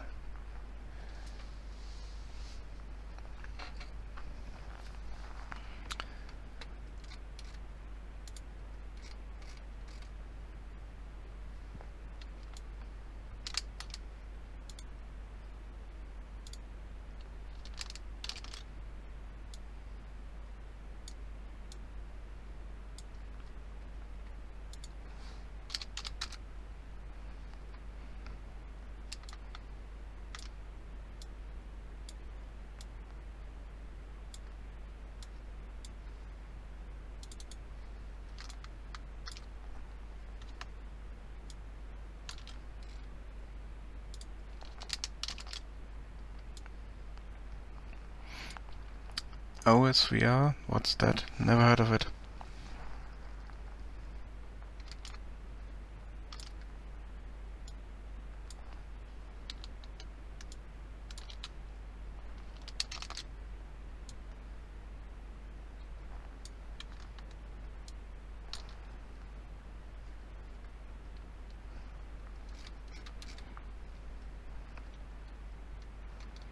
Okay.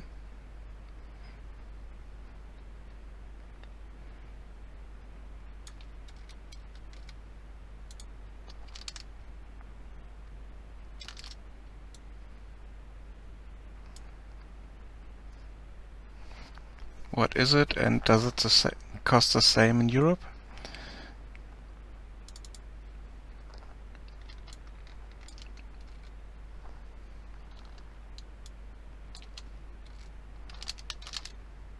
And apart from that, I couldn't afford it.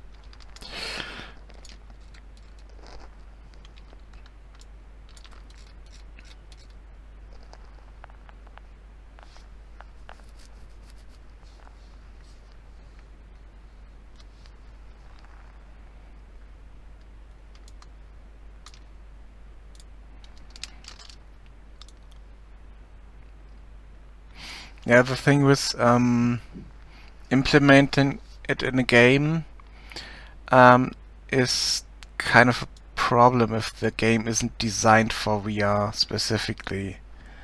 If you just take a first-person game and just change it, just add VR as a feature,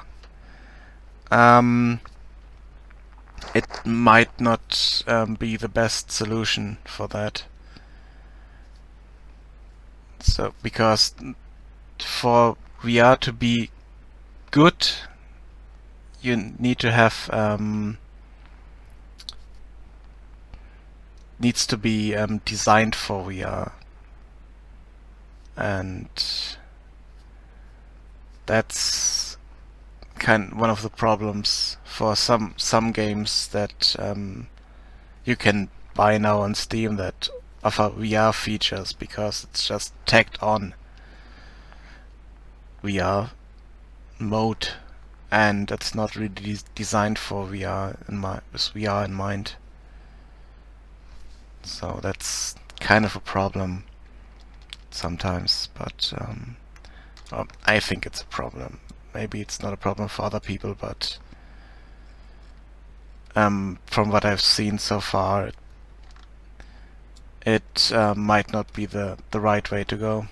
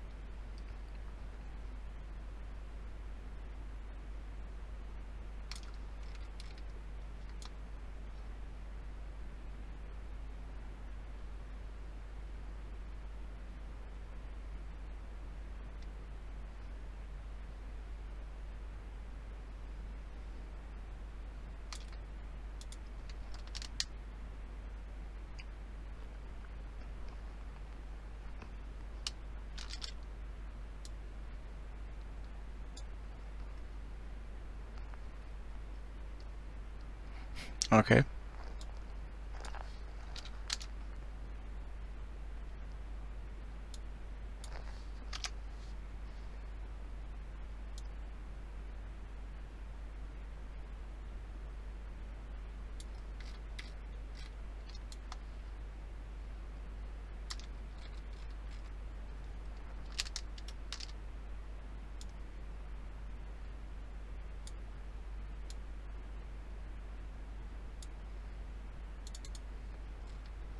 Yeah, I haven't tried Google Cardboard. Cannot say anything about that.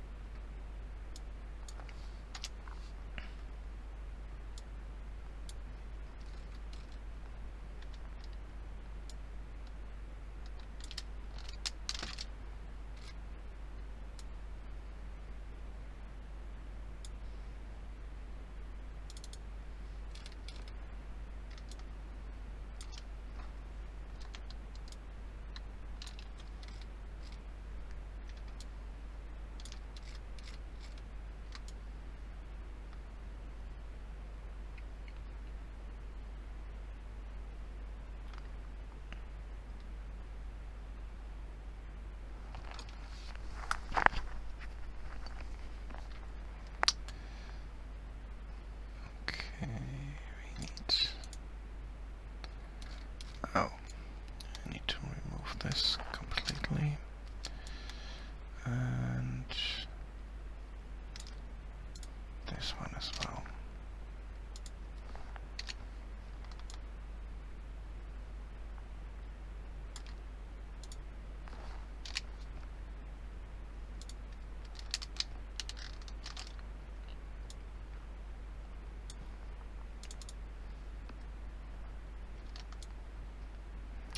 Oh, I'm a bit over time already.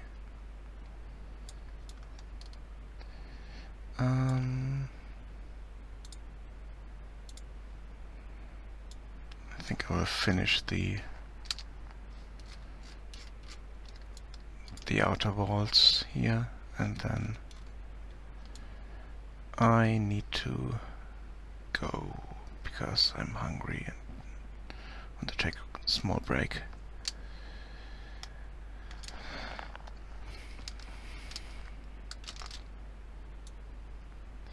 But I will be back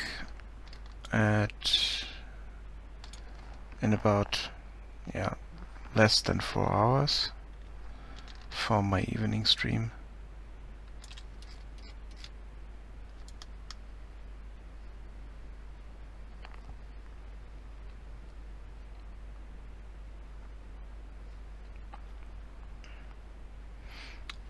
Okay. And we are picking off right from here, and I need to move the rooms around and change the layout a bit. Maybe make these bigger, and this one will be moved back there. Yeah, it will be changed around here at least. So, okay. Bye for now.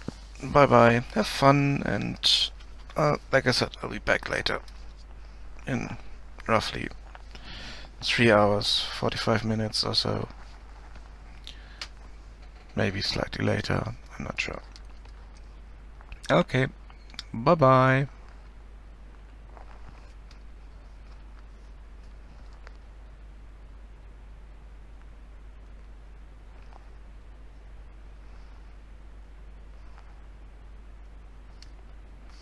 Thank you.